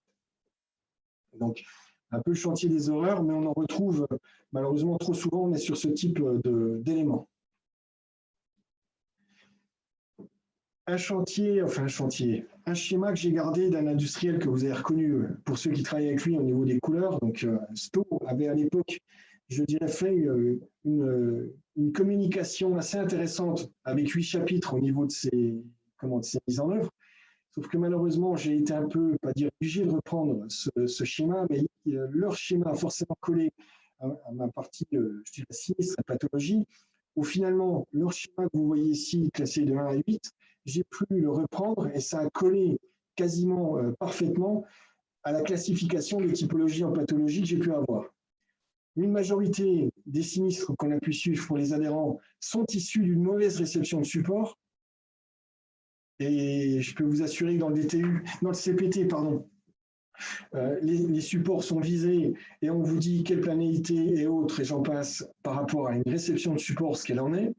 On a souvent tendance à croire, je dirais, les produits et les dénominations commerciales de nos industriels sur leur communication au niveau de leur nature, l'aspect qualitatif de leurs produits. Je prends un exemple. Aujourd'hui, vous travaillez en calice-chevillé, vous ne dépasserez jamais un défaut de planéité au-delà de 10 mm. Au-delà, je peux toujours faire des choses, mais j'aurai des opérations qui seront supplémentaires. Mon plot de collage ne devra jamais dépasser 10 mm. j'ai trop peu de chantiers, on a pu suivre après carotage, avoir des isolants qui se retrouvaient avec des épaisseurs, un jour entre le mur support et l'isolant, trop souvent, on se retrouve avec des épaisseurs supérieures à 10 mm. Donc là, pour le coup, vous êtes hors CPT et vous êtes toujours pareil sous la manette de l'expert qui viendra forcément mettre ça en avant très facilement sur le chantier. Deuxième choix du mode de fixation, c'est un des éléments, un des facteurs principaux qu'on retrouve au niveau du taux de sinistre. La mauvaise adaptation, la mauvaise nature, le mauvais choix du support, la mauvaise nature du support et la mauvaise cheville, je dirais, utilisée, ne serait-ce que par sa nature, que par la tête et l'épaisseur des rosaces. La pose de l'isolant, vous en avez vu quelques images tout à l'heure, mais ça reste quelque chose qui est encore flagrant, et ça se voit de suite avant traitement de l'induction. La présence des mousses PU, qui, je le rappelle une fois de plus, est interdite régulière au niveau des jonctions des plaques. Je rappelle, c'est vraiment à titre que de très ponctuel et vraiment un impact plaque qui aurait pu être donné. Je pose souvent la question, au prix de la mousse polyuréthane et au temps qu'on y passe par-dessus, qu'est-ce qu'il en serait mieux de directement retirer la plaque et de la retravailler directement, de la recouper? Ça pourra répondre peut-être à vos futures questions. Pourquoi aujourd'hui la mousse polyuréthane est interdite au niveau des joints de plaque? C'est très simple, ça obligerait l'ensemble des détendeurs de système, quelle que soit la marque, à faire valider et à apporter la certification comme quoi l'ensemble de leur sous-enduit a été testé sur la mousse polyuréthane.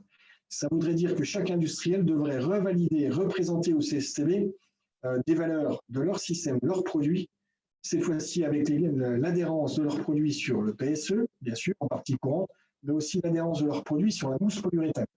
Ça leur coûterait tellement une somme qui est complètement phénoménale, qui préfère laisser le doute et travailler sur l'application de mousse polyuréthane à ces joints. Or, le CPT dit qu'on ne peut pas travailler avec cette mousse polyuréthane en partie courante. Donc, grosse vigilance à avoir. Surtout, faites gaffe à la communication qui vous font passer et aux messages sur chantier qui vous passent. C'est un problème, je dirais, inhérent à la pose du système en PSE.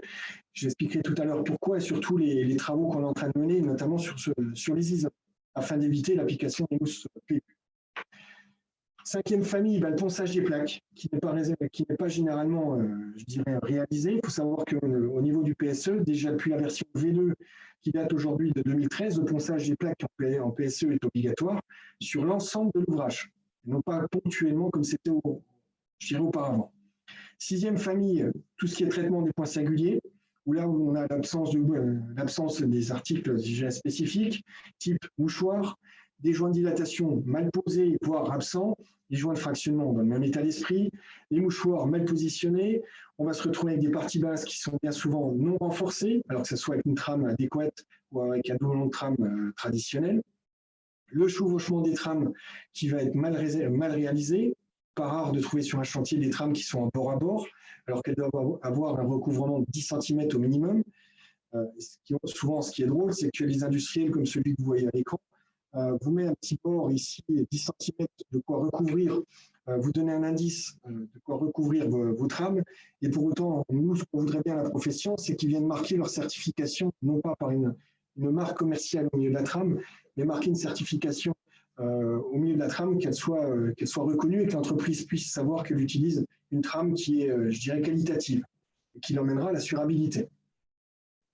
Et huitième et dernier chapitre, la phase réalisation-définition, qui, elle, comme j'ai dit tout à l'heure, représente, je dirais, le chapitre le moins contraignant. On a eu très peu de cas, quelques cas, mais très peu par rapport à l'ensemble qu'on a pu traiter, où finalement, la pathologie a pour origine soit une mauvaise mise en œuvre du système d'enduit, du sous-enduit et de l'enduit de finition, principalement par des problèmes de dilution. Et on sait très bien, mais ça m'intéresse toujours de vous le dire quand même, ce qui pourrait amener à nous mettre en porte-à-faux, ce sont des conditions climatiques d'intempéries, où on a un peu joué avec le feu au niveau de la mise en œuvre de nos enduits.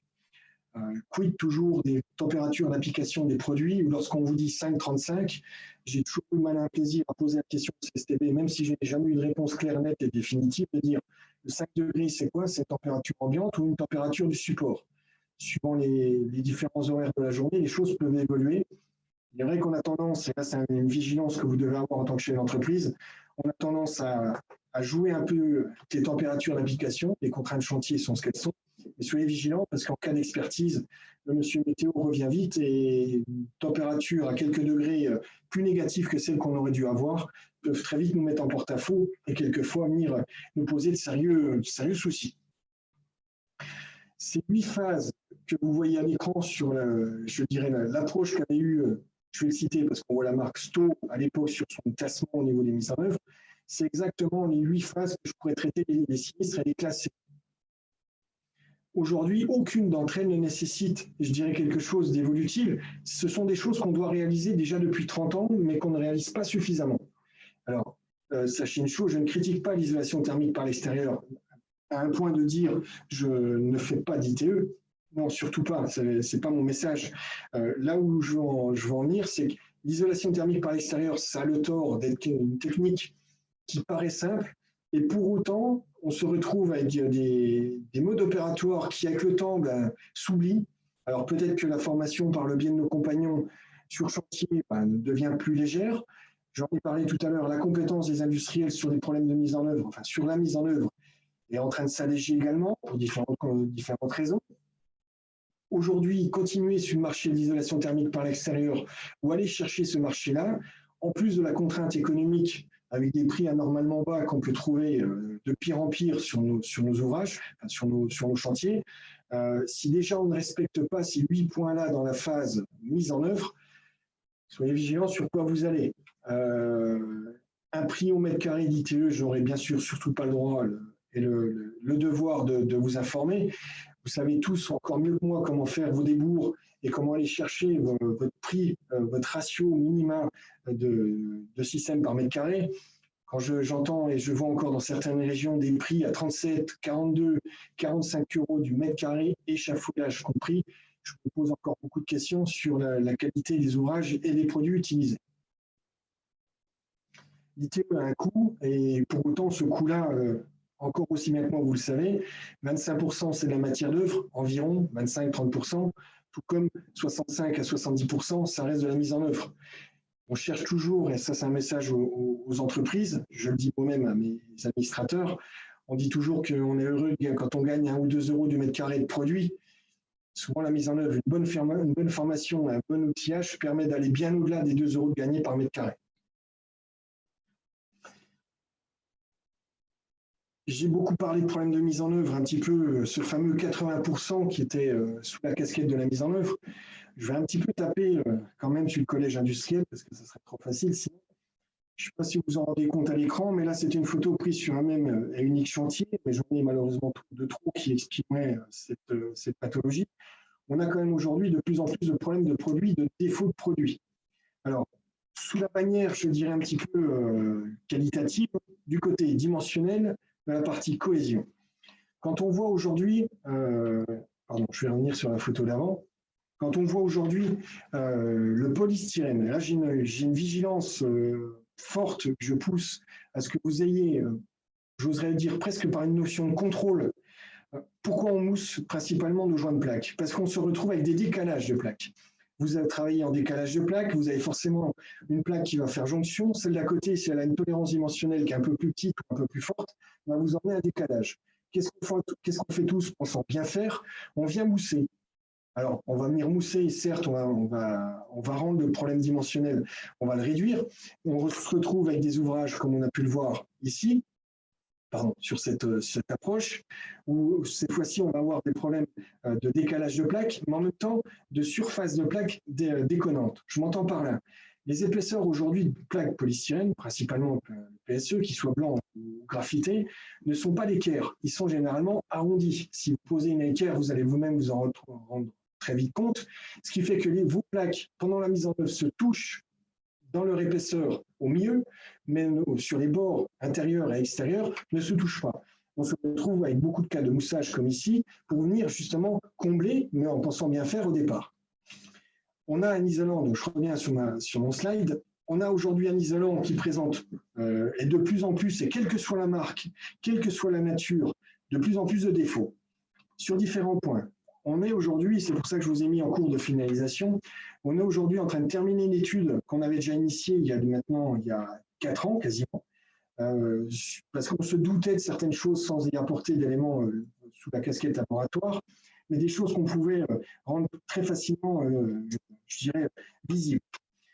Dimensionnel. Il faut savoir qu'aujourd'hui, une plaque de polystyrène, sur sa hauteur et sa longueur, vous avez 7% maximum de dimensionnement qui peut être en plus ou en moins. Notion d'épaisseur, aucune donnée. Notion d'éclairage d'une plaque, aucune donnée. Ce qui fait qu'aujourd'hui, les industriels peuvent presque nous mettre sur chantier un produit qui va avoir au-delà d'une stabilité, mais qui va avoir un dimensionnement complètement différent d'une plaque à une autre.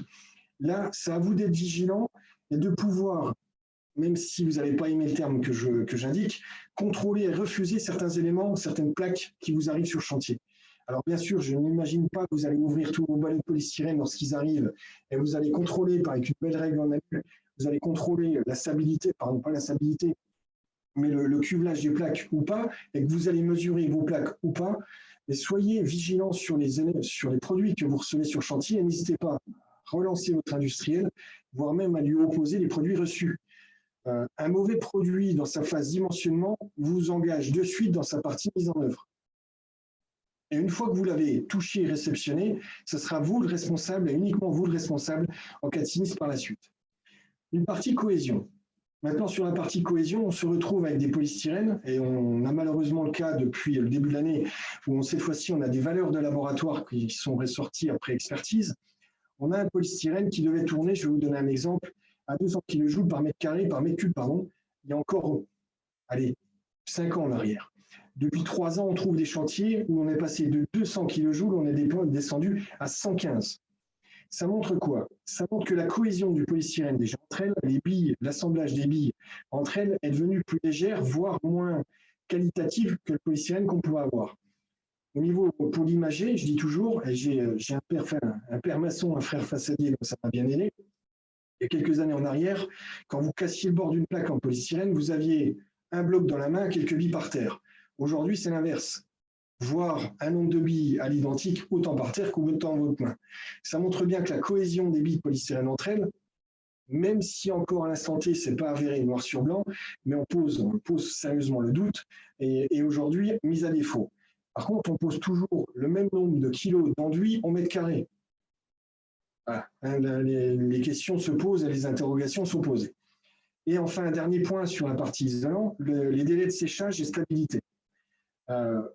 Comment aujourd'hui on peut travailler avec un volume de polystyrène qui a été multiplié par 8, alors qu'aujourd'hui, au nombre d'entreprises et d'industriels qui fabriquent de l'isolant, on a été réduit à faire un volume que de x3. Sous la bannière et la casquette des avis techniques européens, on sait très bien qu'ils nous font venir du polystyrène qui n'est pas forcément issu et fabriqué avec nos propres normes françaises, aujourd'hui c'est le territoire, mais qui sont emmenés d'autres pays plus ou moins avancés dans l'isolation thermique par l'extérieur, mais par contre qui n'ont pas les mêmes classifications que celles qu'on peut avoir. Ce n'est pas parce que le polystyrène est blanc, ce n'est pas parce que le polystyrène est graphité, à l'identique que son pays voisin, qu'on a exactement le même polystyrène. Pour autant, je le répète, vigilance sur les avis techniques que vous pouvez avoir, vigilance sur les produits que vous recevez. Devenons presque des Américains à tout contrôler. La photo, aujourd'hui, vous avez tous dans vos équipes de compagnons ou de chefs d'équipe équipés de smartphones capables de prendre des photos et de pouvoir assumer, je dirais, la phase réception de produit. J'ai beaucoup insisté tout à l'heure sur la partie réception du support, mais j'insiste aussi beaucoup parce que je suis persuadé, on a des chiffres derrière qui pourraient abonder dans ce sens-là. Une partie des sinistres pourrait être également évitée ou limitée si la phase réception de produits était, je dirais, contrôlée. Par écho de certaines entreprises administrateurs chez nous qui ont joué le jeu de dire bon, ben, ok, on va partir dans la phase réception de produits, on va être un peu draconien, on va presque vérifier plaque par plaque ce qu'on reçoit. Je peux vous dire que l'industriel de l'entreprise en question, aujourd'hui, quand il livre cette entreprise en question, il fait gaffe. Il fait gaffe à ce qu'il envoie. Et petite anecdote, là, pour ceux qui ont peut-être déjà visité une fabrique de polystyrène, lorsqu'on vous dit que vous devez avoir 21 degrés en phase de séchage permanent pendant 28 jours, imaginez sous tôle à 17 mètres, 20 mètres, ce que ça peut donner. Il ne me semble pas que les températures soient identiques que celles du bas. C'est toujours pareil, c'est une question qu'on pose. auxquelles les industriels nous trouvent à chaque fois une parade pour nous y répondre. Vigilance donc sur le produit utilisé. Et quelle que soit, je dirais, la nature de l'isolant visé, quel que soit le fabricant, qu'il soit connu ou moins connu sur le territoire, on a malheureusement des cas des cas avérés, des cas relevés, de produits non conformes qui ont été relevés, et que ça parte du leader européen au petit dernier, je vous dis, on en a eu chez tout le monde. Soyez vigilants à ça. Maintenant, la formation. Par qui et pourquoi on a aujourd'hui depuis maintenant 2003, pardon, je vais dire 93, non. Depuis 2003, on a des CQP, des certificats de qualification professionnelle qui existent. Ils visaient, comme je vous l'ai dit en début de réunion, ils visaient principalement la mise en œuvre de nos systèmes d'enduit sur support maçonné, comme ils visaient les systèmes ITE, donc d'enduit sur isolant. C'était ces fameux 30%, des 80% qu'on visait, sans trop le savoir à l'époque. Ces CQP aujourd'hui sont toujours d'activité. Il y a eu dans votre région, il y a quelques années en arrière, un CQP ITiste, enduit sur isolant, tout ce qui était bardage. Un CQP finalement ITiste qui n'a pas été prolongé pour différentes raisons, notamment la notion du coût de matériaux. Donc aujourd'hui, on a toujours ce CQP enduiseur façadier qui traite des enduits sur support maçonnier de l'ITE, enduit sur isolant, avec la mixité des inductions, quelle que soit la nature du support. Ça, c'est pour viser, je dirais, un public nouvel entrant principalement, donc les demandeurs d'emploi, avec aussi, il ne faut pas l'oublier que ça reste quand même vos outils de formation pour soit de la VAE, soit de la certification également à vos compagnons. On fait partie des professions où on s'est aperçu que plus de 90% de nos compagnons n'ont pas de diplôme. Et un CQP permet de leur donner une première certification, sachant que c'est le niveau 5, tout comme le CAP, les emmène à avoir une première certification. On vise ces fameux 30% de mise en œuvre avec ce type de formation. Pour réduire, parce qu'on s'est quand même posé la question, ce n'était pas tout de faire un constat, comme je vous l'ai dit tout à l'heure, ces fameux 80%, 70% c'était du défaut de savoir. On a mis en place depuis 4 ans maintenant, et c'était un peu l'idée un peu loufoque qu'on avait eu peut-être trop tôt, je dirais, c'est un peu la façon de le traduire. On avait essayé à l'époque de faire ce qu'on appelait une formation salarié formateur. L'idée était de faire venir sur Paris, soit vous-même en tant que chef d'entreprise, soit votre conducteur de travaux, soit votre chef d'équipe, de le faire venir sur Paris, de le former sur 3 jours, lui donner une première journée qui était plutôt une approche comment transmettre un savoir, donc former dans le sens large et surtout comment transmettre le savoir, et lui donner 2 jours d'aspect théorique sur la partie mise en œuvre et l'environnement réglementaire et normatif de l'ITE. Ça, c'était l'approche qu'on en avait. Il passait ces 3 jours chez nous à Paris, il redescendait chez vous dans vos locaux, et pendant la période dite hivernale, ou quand vous en auriez eu le besoin, il était capable de former cette fois-ci que sur la partie savoir vos salariés d'entreprise. Tout ça afin de pouvoir réduire ce fameux 70% de savoir qui s'était oublié volontairement ou involontairement.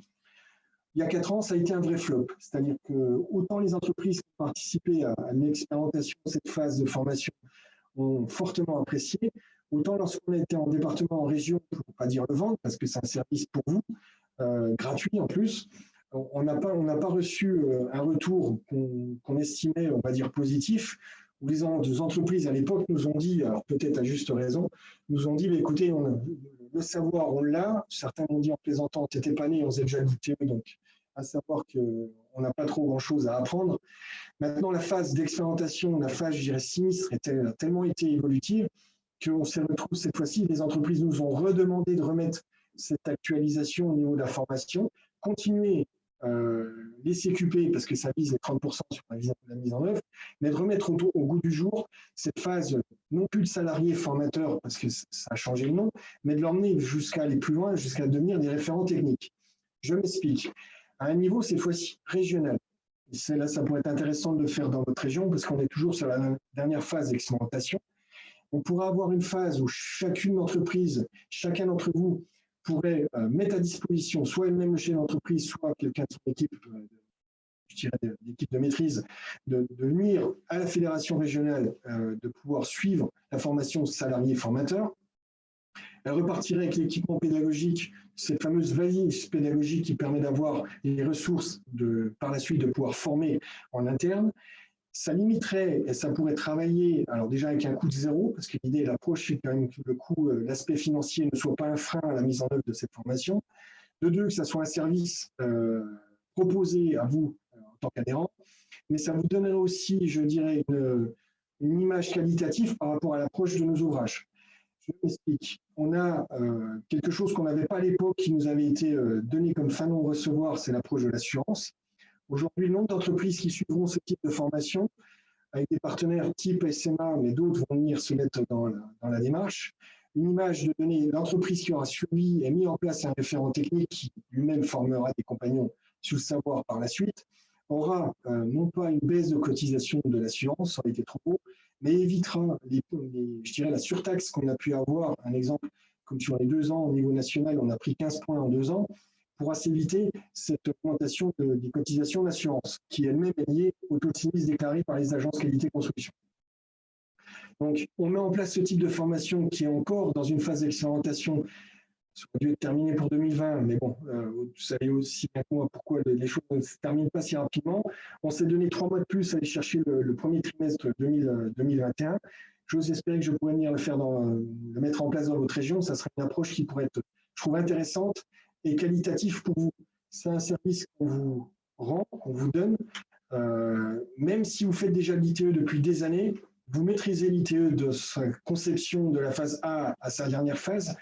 Suivez-le, il y a toujours, je dirais, certains de mes administrateurs seraient là, il y a toujours une phase contradictoire qui vous emmène à prendre conscience pas dire d'un danger, mais de phases qui pourraient vous être complexes par la suite.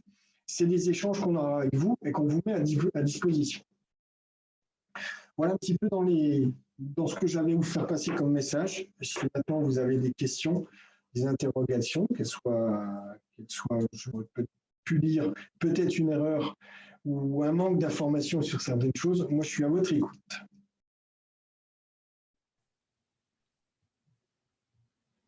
Alors, juste pour répondre à Claude qui pose la question, avez-vous un partenaire pour les certificats d'économie d'énergie? On y viendra juste après dans le volet rapide sur les aides éco-conditionnées. Je vais en parler rapidement parce qu'effectivement, avec la FFB, il y a un partenariat Prime 3E. Et donc, on l'abordera juste après la partie questions-réponses.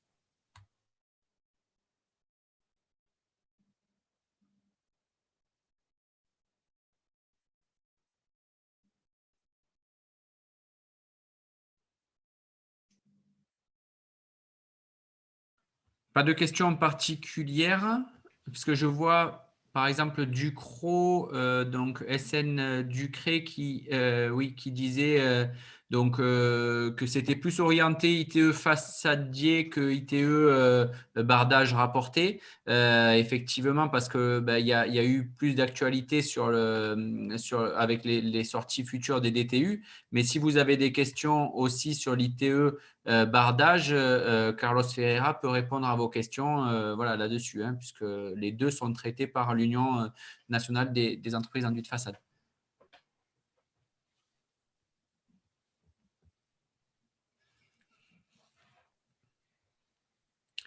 A priori, Carlos, pas de questions particulières. Bon, ben, s'il faut... Après, allô. Oui, excusez-moi, j'aurais une question, Carlos. Sur les autres régions, le référent technique, il a été mis en place? Alors, j'ai région Bretagne, où on a fait un test qui a très bien fonctionné en région Bretagne, région Île-de-France, région Normandie. Ouais, on a mis les référents techniques en place. On l'a mis à un niveau régional situé dans l'idée. On descendait au niveau régional FEB. Une dizaine d'entreprises jouaient le jeu, ont emmené des partenaires, enfin des compagnons à la formation, voire directement chez l'entreprise. Et ça a pu se mettre en place, cette fois-ci dans les entreprises. Et là, ça aurait dû être ma mission principale en cette fin d'année, c'était d'accompagner ce référent technique une fois qu'il était en entreprise, donc dans ses locaux, voir comment lui transformait, je dirais, l'essai de la formation à ses compagnons. La démarche était non plus que de le former, mais aussi de l'accompagner dans la formation. Oui, je comprends. C'était aussi pour savoir après quel était le retour d'expérience sur ce que lui pouvait transmettre à ses compagnons. Les retours d'expérience, on les a eus. Alors, pour l'instant, c'est encore d'une façon qui est non officielle parce que la phase d'expérimentation n'est pas terminée. On les a eus sur la productivité, on les a eus sur notamment la connaissance des documents en amont. Le terme même référent technique est venu d'une phase, parce qu'à l'époque c'était salarié formateur, le terme référent technique est venu même d'une réflexion directement dans une entreprise, où le chef d'entreprise qui n'était pas un sachant au niveau réglementaire et normatif, avait besoin de former le monsieur, je dirais le monsieur référent. Et c'est né de là. Donc, tu vois, dans cette approche, aujourd'hui, on en a déjà un peu plus d'une trentaine de référents techniques. D'accord. Ok. Ouais, la base et la volonté aussi dans la continuité d'avoir ces référents techniques, c'est que plus tard, bien sûr, l'idée, c'est d'avoir une approche référent métier par niveau régional, référent métier à niveau départemental, mais c'est aussi d'avoir un lien avec les référents techniques directement dans les entreprises. Je m'explique. Je l'ai dit tout à l'heure à demi-mot, mais lorsqu'on travaille sur certains documents réglementaires ou normatifs, on a besoin du retour d'expérience des entreprises. Alors souvent, nous, en étant en réunion avec vous en département, région, on se doute on arrive à comprendre, à anticiper un peu vos besoins, mais finalement, on n'est pas vraiment à 100% dans ce que vous pourriez avoir besoin. Donc, consulter, soit par une information descendante, soit par une information montante, consulter les référents techniques des entreprises. Alors, je prends un exemple. J'ai beaucoup parlé du PSE au niveau problématique produit stabilité dimensionnelle, mais ça aurait pu faire partie d'un retour du référent technique de l'entreprise qui nous dit, voilà, attention, sur tel et tel produit, je commence à avoir quelques défauts. Parce que ça, quand tu prends une carte de France, tu commences à mettre ces points en rouge qui se dessinent. Nous, ça nous permet au CSTB de dire, attention, stop, vigilance, on nous remonte des informations précises. C'est un lien. C'est autant nous, le service est donné par l'information, mais autant, entre guillemets, en retour, on attend de l'information du terrain. Alors quand c'est qualitatif, en nous disant bah, telle ou telle chose, c'est super, ça marche très bien, bah, tant mieux, on a besoin aussi de le savoir. Tout comme nous dire les choses lorsque la mise en œuvre n'est peut-être pas adaptée ou lorsque le produit n'est pas adapté, tout comme aussi d'autres problèmes, hein, ils peuvent être liés à des bureaux de contrôle, des bureaux d'études, à pas mal de choses. On a besoin d'informations, on a surtout besoin de l'échange.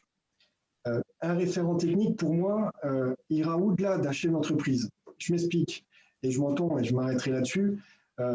Tout comme on doit le service FEB à l'entreprise, nous, Union, on doit le service à l'adhérent, qui est forcément l'adhérent du département, on doit la partie technique.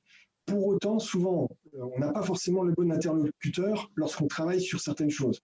Chez l'entreprise, ça va être un bon chef d'entreprise, c'est gérer ses équipes et autres, bien sûr, sa structure, mais techniquement, ce n'est pas forcément lui qu'on a en face de nous qui est le plus compétent.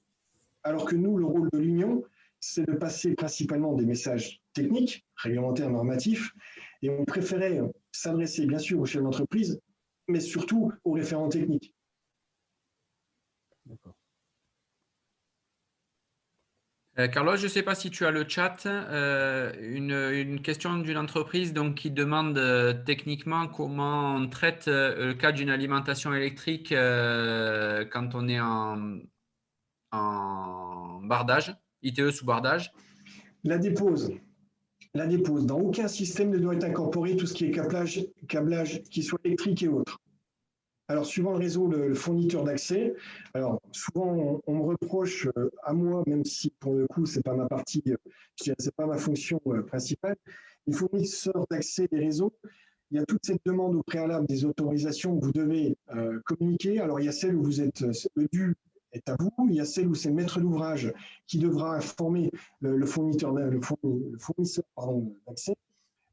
On a beaucoup, et là je ne vais pas vous le cacher, on a beaucoup de problématiques sur les délais d'intervention qui sont, voire même traitement des dossiers. Ça peut aller de 3 semaines jusqu'à certains qui ont dépassé les 7 mois. Donc là, pour le coup, on reste assez craintif et négatif sur ces autorisations. Et dans la notion de système bardage, système enduit, aucun élément extérieur ne devra être incorporé à ces éléments.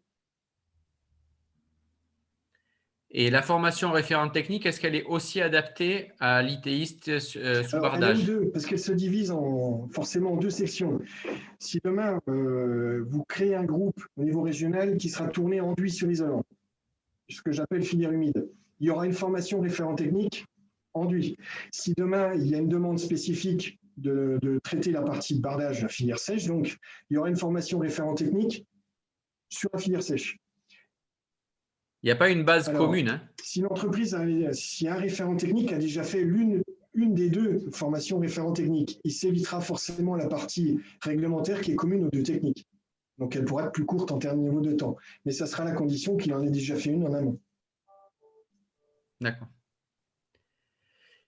Il y avait une question aussi donc, de Claude. Faut-il dissocier la fourniture de la main-d'œuvre et à quel pourcentage? Donc, effectivement, sur les devis, notamment quand vous êtes entreprise RGE, on vous impose et Calibat vous impose, et pour aussi faire bénéficier vos clients des aides éco-conditionnées, vous avez l'obligation de séparer la fourniture de la main-d'œuvre. Après, à quel pourcentage? Ça, c'est propre à chaque entreprise, au coût de mise en œuvre de chaque entreprise. Voilà, il faut que vous preniez. Le plus simple, c'est de prendre votre partie fourniture à laquelle vous rajoutez votre marge, et après, le reste, ça vient être en main-d'œuvre.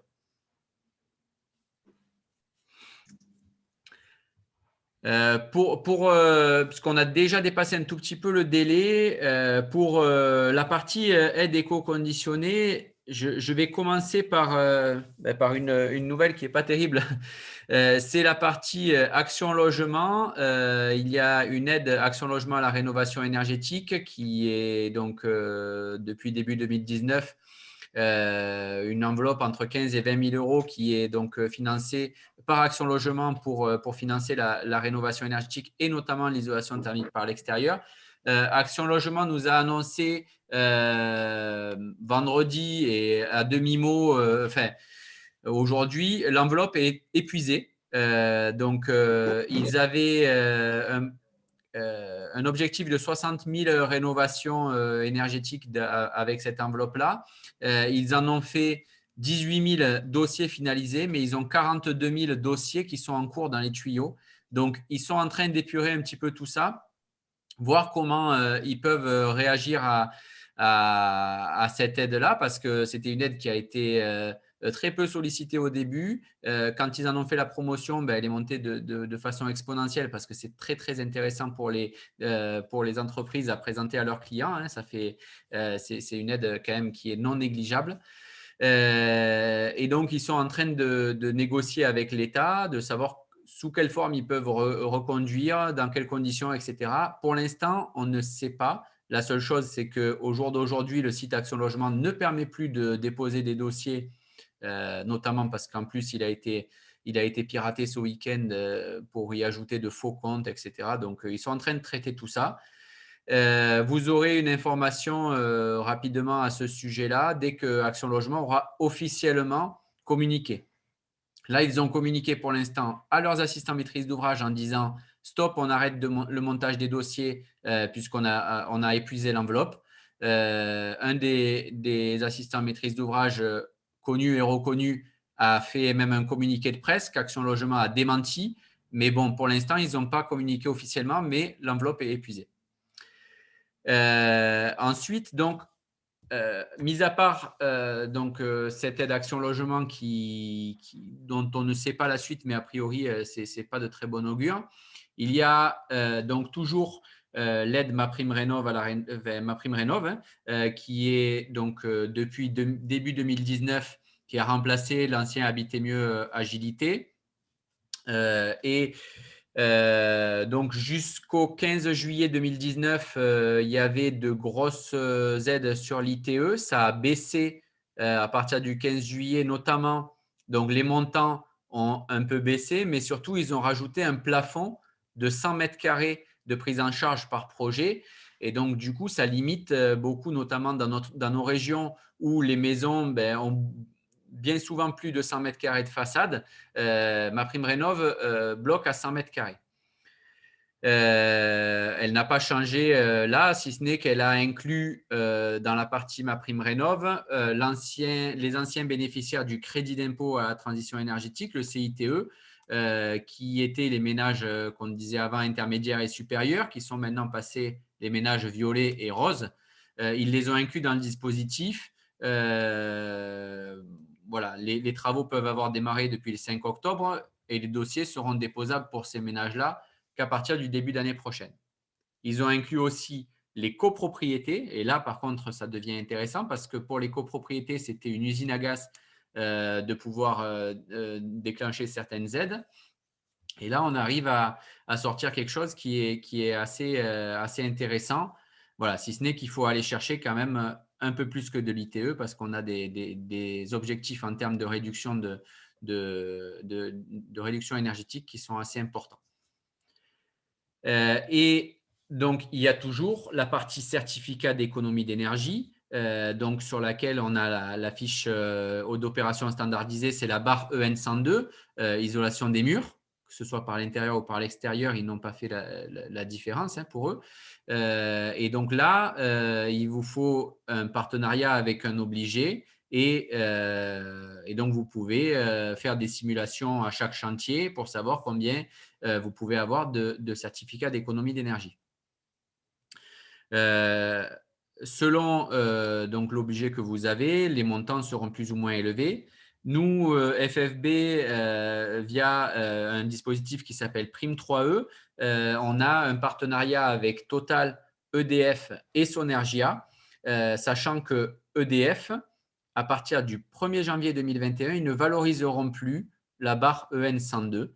Donc, attention, ceux qui sont en partenariat avec EDF, prévoyez déjà de commencer à négocier un partenariat avec un autre obligé, Total, Sonergia, si c'est dans le cadre de Prime 3E, ou les autres, voilà, vérifiez bien que votre obligé va continuer à valoriser cette fiche. Pourquoi EDF sort de la barre EN 102, pardon, c'est que l'État a imposé un renforcement des contrôles sur ces opérations-là, notamment chez les très précaires, où ils imposent que 30% des chantiers soient contrôlés, soit audités par quelqu'un qui va venir sur le chantier, ça correspond à peu près à 10% des chantiers, soit par téléphone sur lequel ils vérifient certains points directement avec le client. Donc, pas trop des points techniques, mais plutôt des points administratifs. Donc, EDF n'est pas calibré, d'après eux, pour répondre à toutes ces sollicitations d'audit. Et donc, ils sont en train de se réorganiser pour voir comment ils peuvent revaloriser cette fiche. Pour l'instant, en tout cas, 1er janvier, EDF arrête de la valoriser. Alors, il y a une question. Donc, vers quoi pouvons-nous orienter nos clients si la prime rénov est bloquée à 100 mètres carrés et qu'Action Logement ne fait plus? Eh bien, écoutez, il y a pour l'instant ma prime rénov, les certificats d'économie d'énergie. Dans notre région, on a aussi la possibilité d'avoir l'éco-chèque logement, entre 1000 et 1500 euros. Ce n'est pas la panacée. Ça ne va pas arriver à une centaine d'euros de prise en charge par mètre carré, sauf pour des ménages très précaires où on va peut-être les approcher. Voilà, donc en tout cas, pour l'instant, ce sont les 3 aides que vous pouvez solliciter. Il y a certaines zones dans la région où il y a des aides locales. Donc ça, il faut vous renseigner en département. Je sais dans le 66, ils ont un chèque isolation aussi qui est cumulable avec toutes ces aides-là et qui va pouvoir prendre aussi une partie de l'ingénierie financière. Donc ça, il faut regarder un petit peu les aides qui sont locales. Donc, contrôle par téléphone et aussi sur place, oui. Il y a une partie, donc, comme je disais, audit sur place. Et c'est là où EDF n'est pas calibré. C'est surtout qu'ils n'ont pas assez d'auditeurs compétents pour venir auditer vos chantiers. Ils ont pris le parti de dire que si c'est pour envoyer quelqu'un qui n'est pas assez technique, ça ne sert à rien de l'envoyer parce qu'ils vont au casse-pipe. Voilà. La question Action Logement, c'est l'ANA? Non, pas du tout. Ce sont 2 entités différentes. Action Logement, c'est le groupe Action Logement, c'est l'ancien 1% qui est financé par les entreprises, les cotisations des entreprises de plus de 50 salariés. L'ANA, c'est sur subvention de l'État, on va dire. Donc, c'est ma prime rénov, essentiellement. Habiter mieux sérénité pour certains cas. Mais voilà, l'essentiel pour l'ITE, c'est du ma prime rénov. Alors, je ne sais pas si vous avez des questions sur les aides éco-conditionnées. Je vous mettrai des documents aussi. J'ajouterai à ceux de Carlos sur la partie technique. Je rajouterai quelques éléments sur la partie aide éco-conditionnée.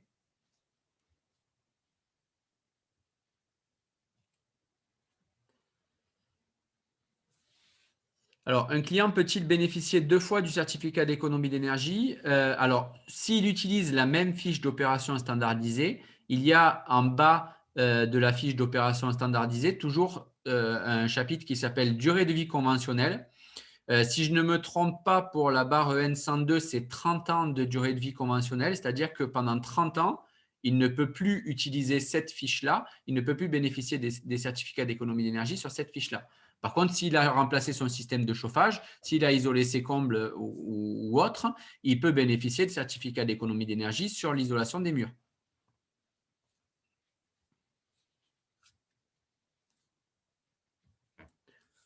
Si vous avez des questions, vous pouvez prendre la parole, hein, allumer votre micro, on peut échanger là-dessus, il n'y a pas de souci.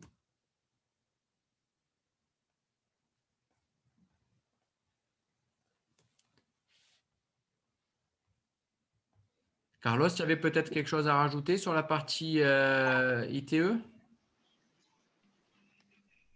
Bon, je pense soit je leur ai fait un mal de tête phénoménal. Il n'y a pas de question. Bonsoir. Bonsoir. Bonsoir. Bonsoir.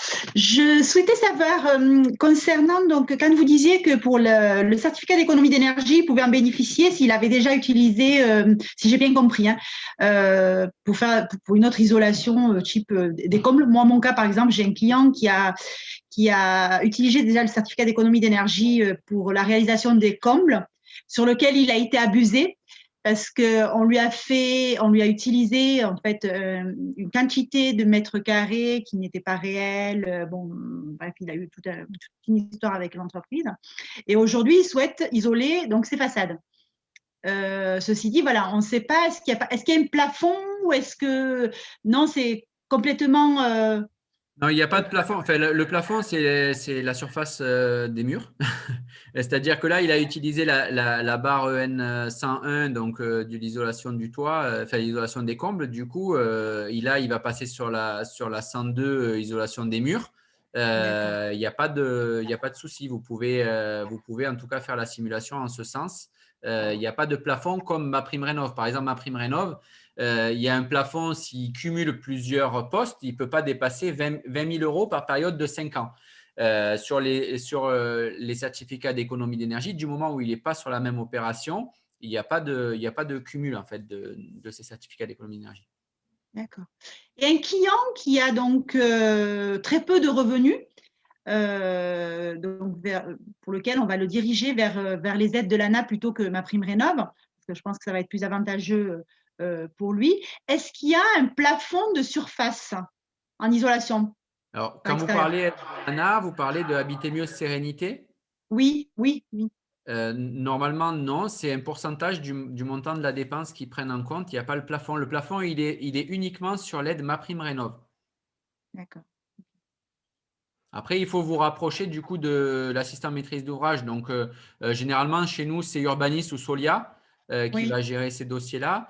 Et donc, du coup, ils vous diront tout ce qu'ils peuvent prendre en compte dans votre devis, puisque généralement, c'est un groupement de travaux sur Habiter Mieux Sérénité, parce qu'il faut atteindre au minimum 25 voire 35% selon le montant qu'ils sollicitent d'économie d'énergie. D'accord, on ne peut pas le faire que sur un poste. Il faut qu'il y ait au minimum, pour le minimum du minimum, c'est 25% d'économie d'énergie entre avant et après le projet sur Habiter Mieux Sérénité. D'accord. Est-ce qu'aujourd'hui, on connaît à peu près quel est le gain de l'économie d'énergie quand on fait une isolation par extérieur avec les R obligatoires à minima Tout dépend du système de chauffage, tout dépend de ce qui est actuellement comme isolation. Ça dépend de beaucoup de choses. Après, il y a un outil qui est mis en place gratuitement pour les adhérents de la Fédération du bâtiment qui s'appelle Orebat, que vous pouvez télécharger sur l'espace adhérent de la Fédé. Donc, il y a même des vidéos d'auto-formation et vous pouvez utiliser ce logiciel-là, enfin cet outil-là, pour calculer le gain énergétique entre avant et après travaux. Ça vous donne déjà une idée de ce que le client va pouvoir faire comme économie d'énergie. D'accord. Merci. Pour les aides que vous pouvez utiliser pour ITE bardage, ce sont les mêmes que pour ITE humide, donc c'est-à-dire MaPrimeRénov'. éco-chèque logement, certificat d'économie d'énergie et éventuellement des aides locales, voire des aides aussi selon la situation des clients. Il peut y avoir aussi des aides des caisses de retraite. Donc ça, pour les clients qui sont retraités, ça peut… et il faut interroger les caisses de retraite. Des fois, ils peuvent avoir entre 3 000 et 3 500 euros d'aide supplémentaire là-dessus. Et ça se cumule avec le reste.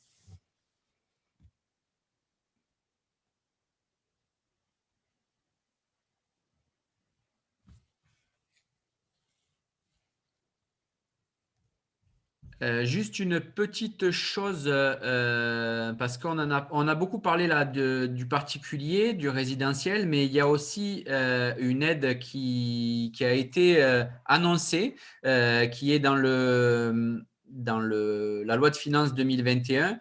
C'est le crédit d'impôt pour les TPE-PME. Donc ça, c'est une aide qui va être du coup intéressante pour vous, entreprises d'isolation, parce que les TPE et les PME, qu'elles soient soumises à l'impôt sur le revenu ou à l'impôt sur les sociétés, vont pouvoir bénéficier d'un crédit d'impôt de 30% de la dépense pour isoler leurs bureaux, leurs locaux commerciaux, leurs entrepôts. Voilà, donc là, il y a peut-être aller un peu plus vers le tertiaire. Et par contre, c'est réservé, même si c'est du tertiaire, c'est réservé aux entreprises qui disposent du RGE dans la catégorie de travaux isolation thermique par l'extérieur.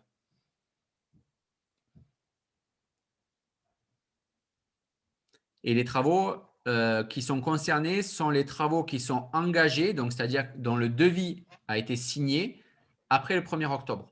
Donc, du coup, et c'est une aide qui est prévue de s'arrêter fin 2021, puisque c'est dans le cadre du plan de relance. Donc, voilà, je vous engage à bien faire profiter vos clients. Voilà, c'est quand même quelque chose d'intéressant. C'est pas encore connu et reconnu, donc c'est pour ça que les premiers sur le marché vont pouvoir gagner certains travaux chez les professionnels.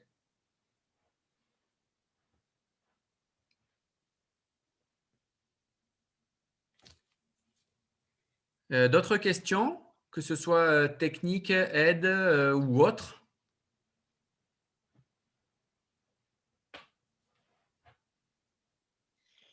Excusez-moi.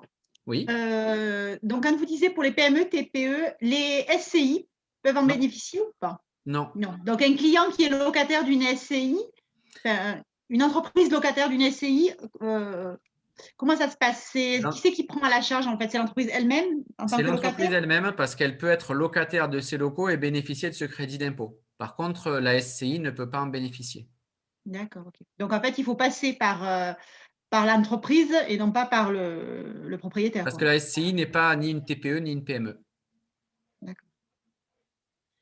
Et les SCI, elles ont bénéficié de toutes ces aides aujourd'hui ou pas, ou prochainement? Les SCI, elles pouvaient dans certains cas prétendre à l'aide Action Logement. Elles peuvent bénéficier des certificats d'économie d'énergie, mais pas de MaPrimeRénov'.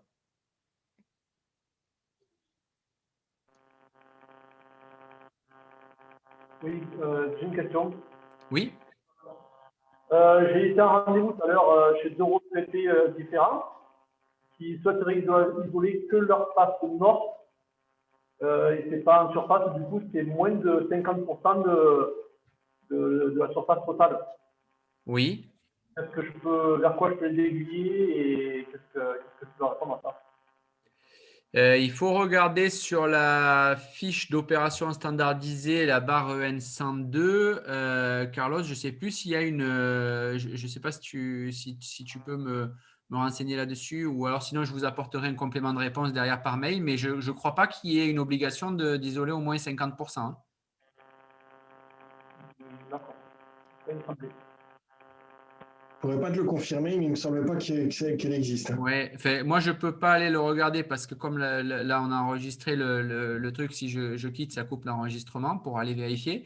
Mais effectivement, je ne crois pas qu'il y ait de minimum de surface à isoler pour ça. Donc, du coup, MaPrimeRénov', s'il y a moins de 100 mètres carrés, ils pourront être au plafond hein, si les revenus le permettent. Voilà. Sachant que du coup, pour les ménages les plus précaires, donc c'est-à-dire les ménages bleus pour MaPrimeRénov', c'est 75 € par mètre carré, dans la limite de 100 mètres carrés. Donc, c'est-à-dire que dans tous les cas, MaPrimeRénov' sera plafonné à 7 500 €. Ok, super, merci. Et donc, ils peuvent aussi se renseigner auprès de la CARSAT, si c'est le cas, enfin de leur caisse de retraite en tout cas.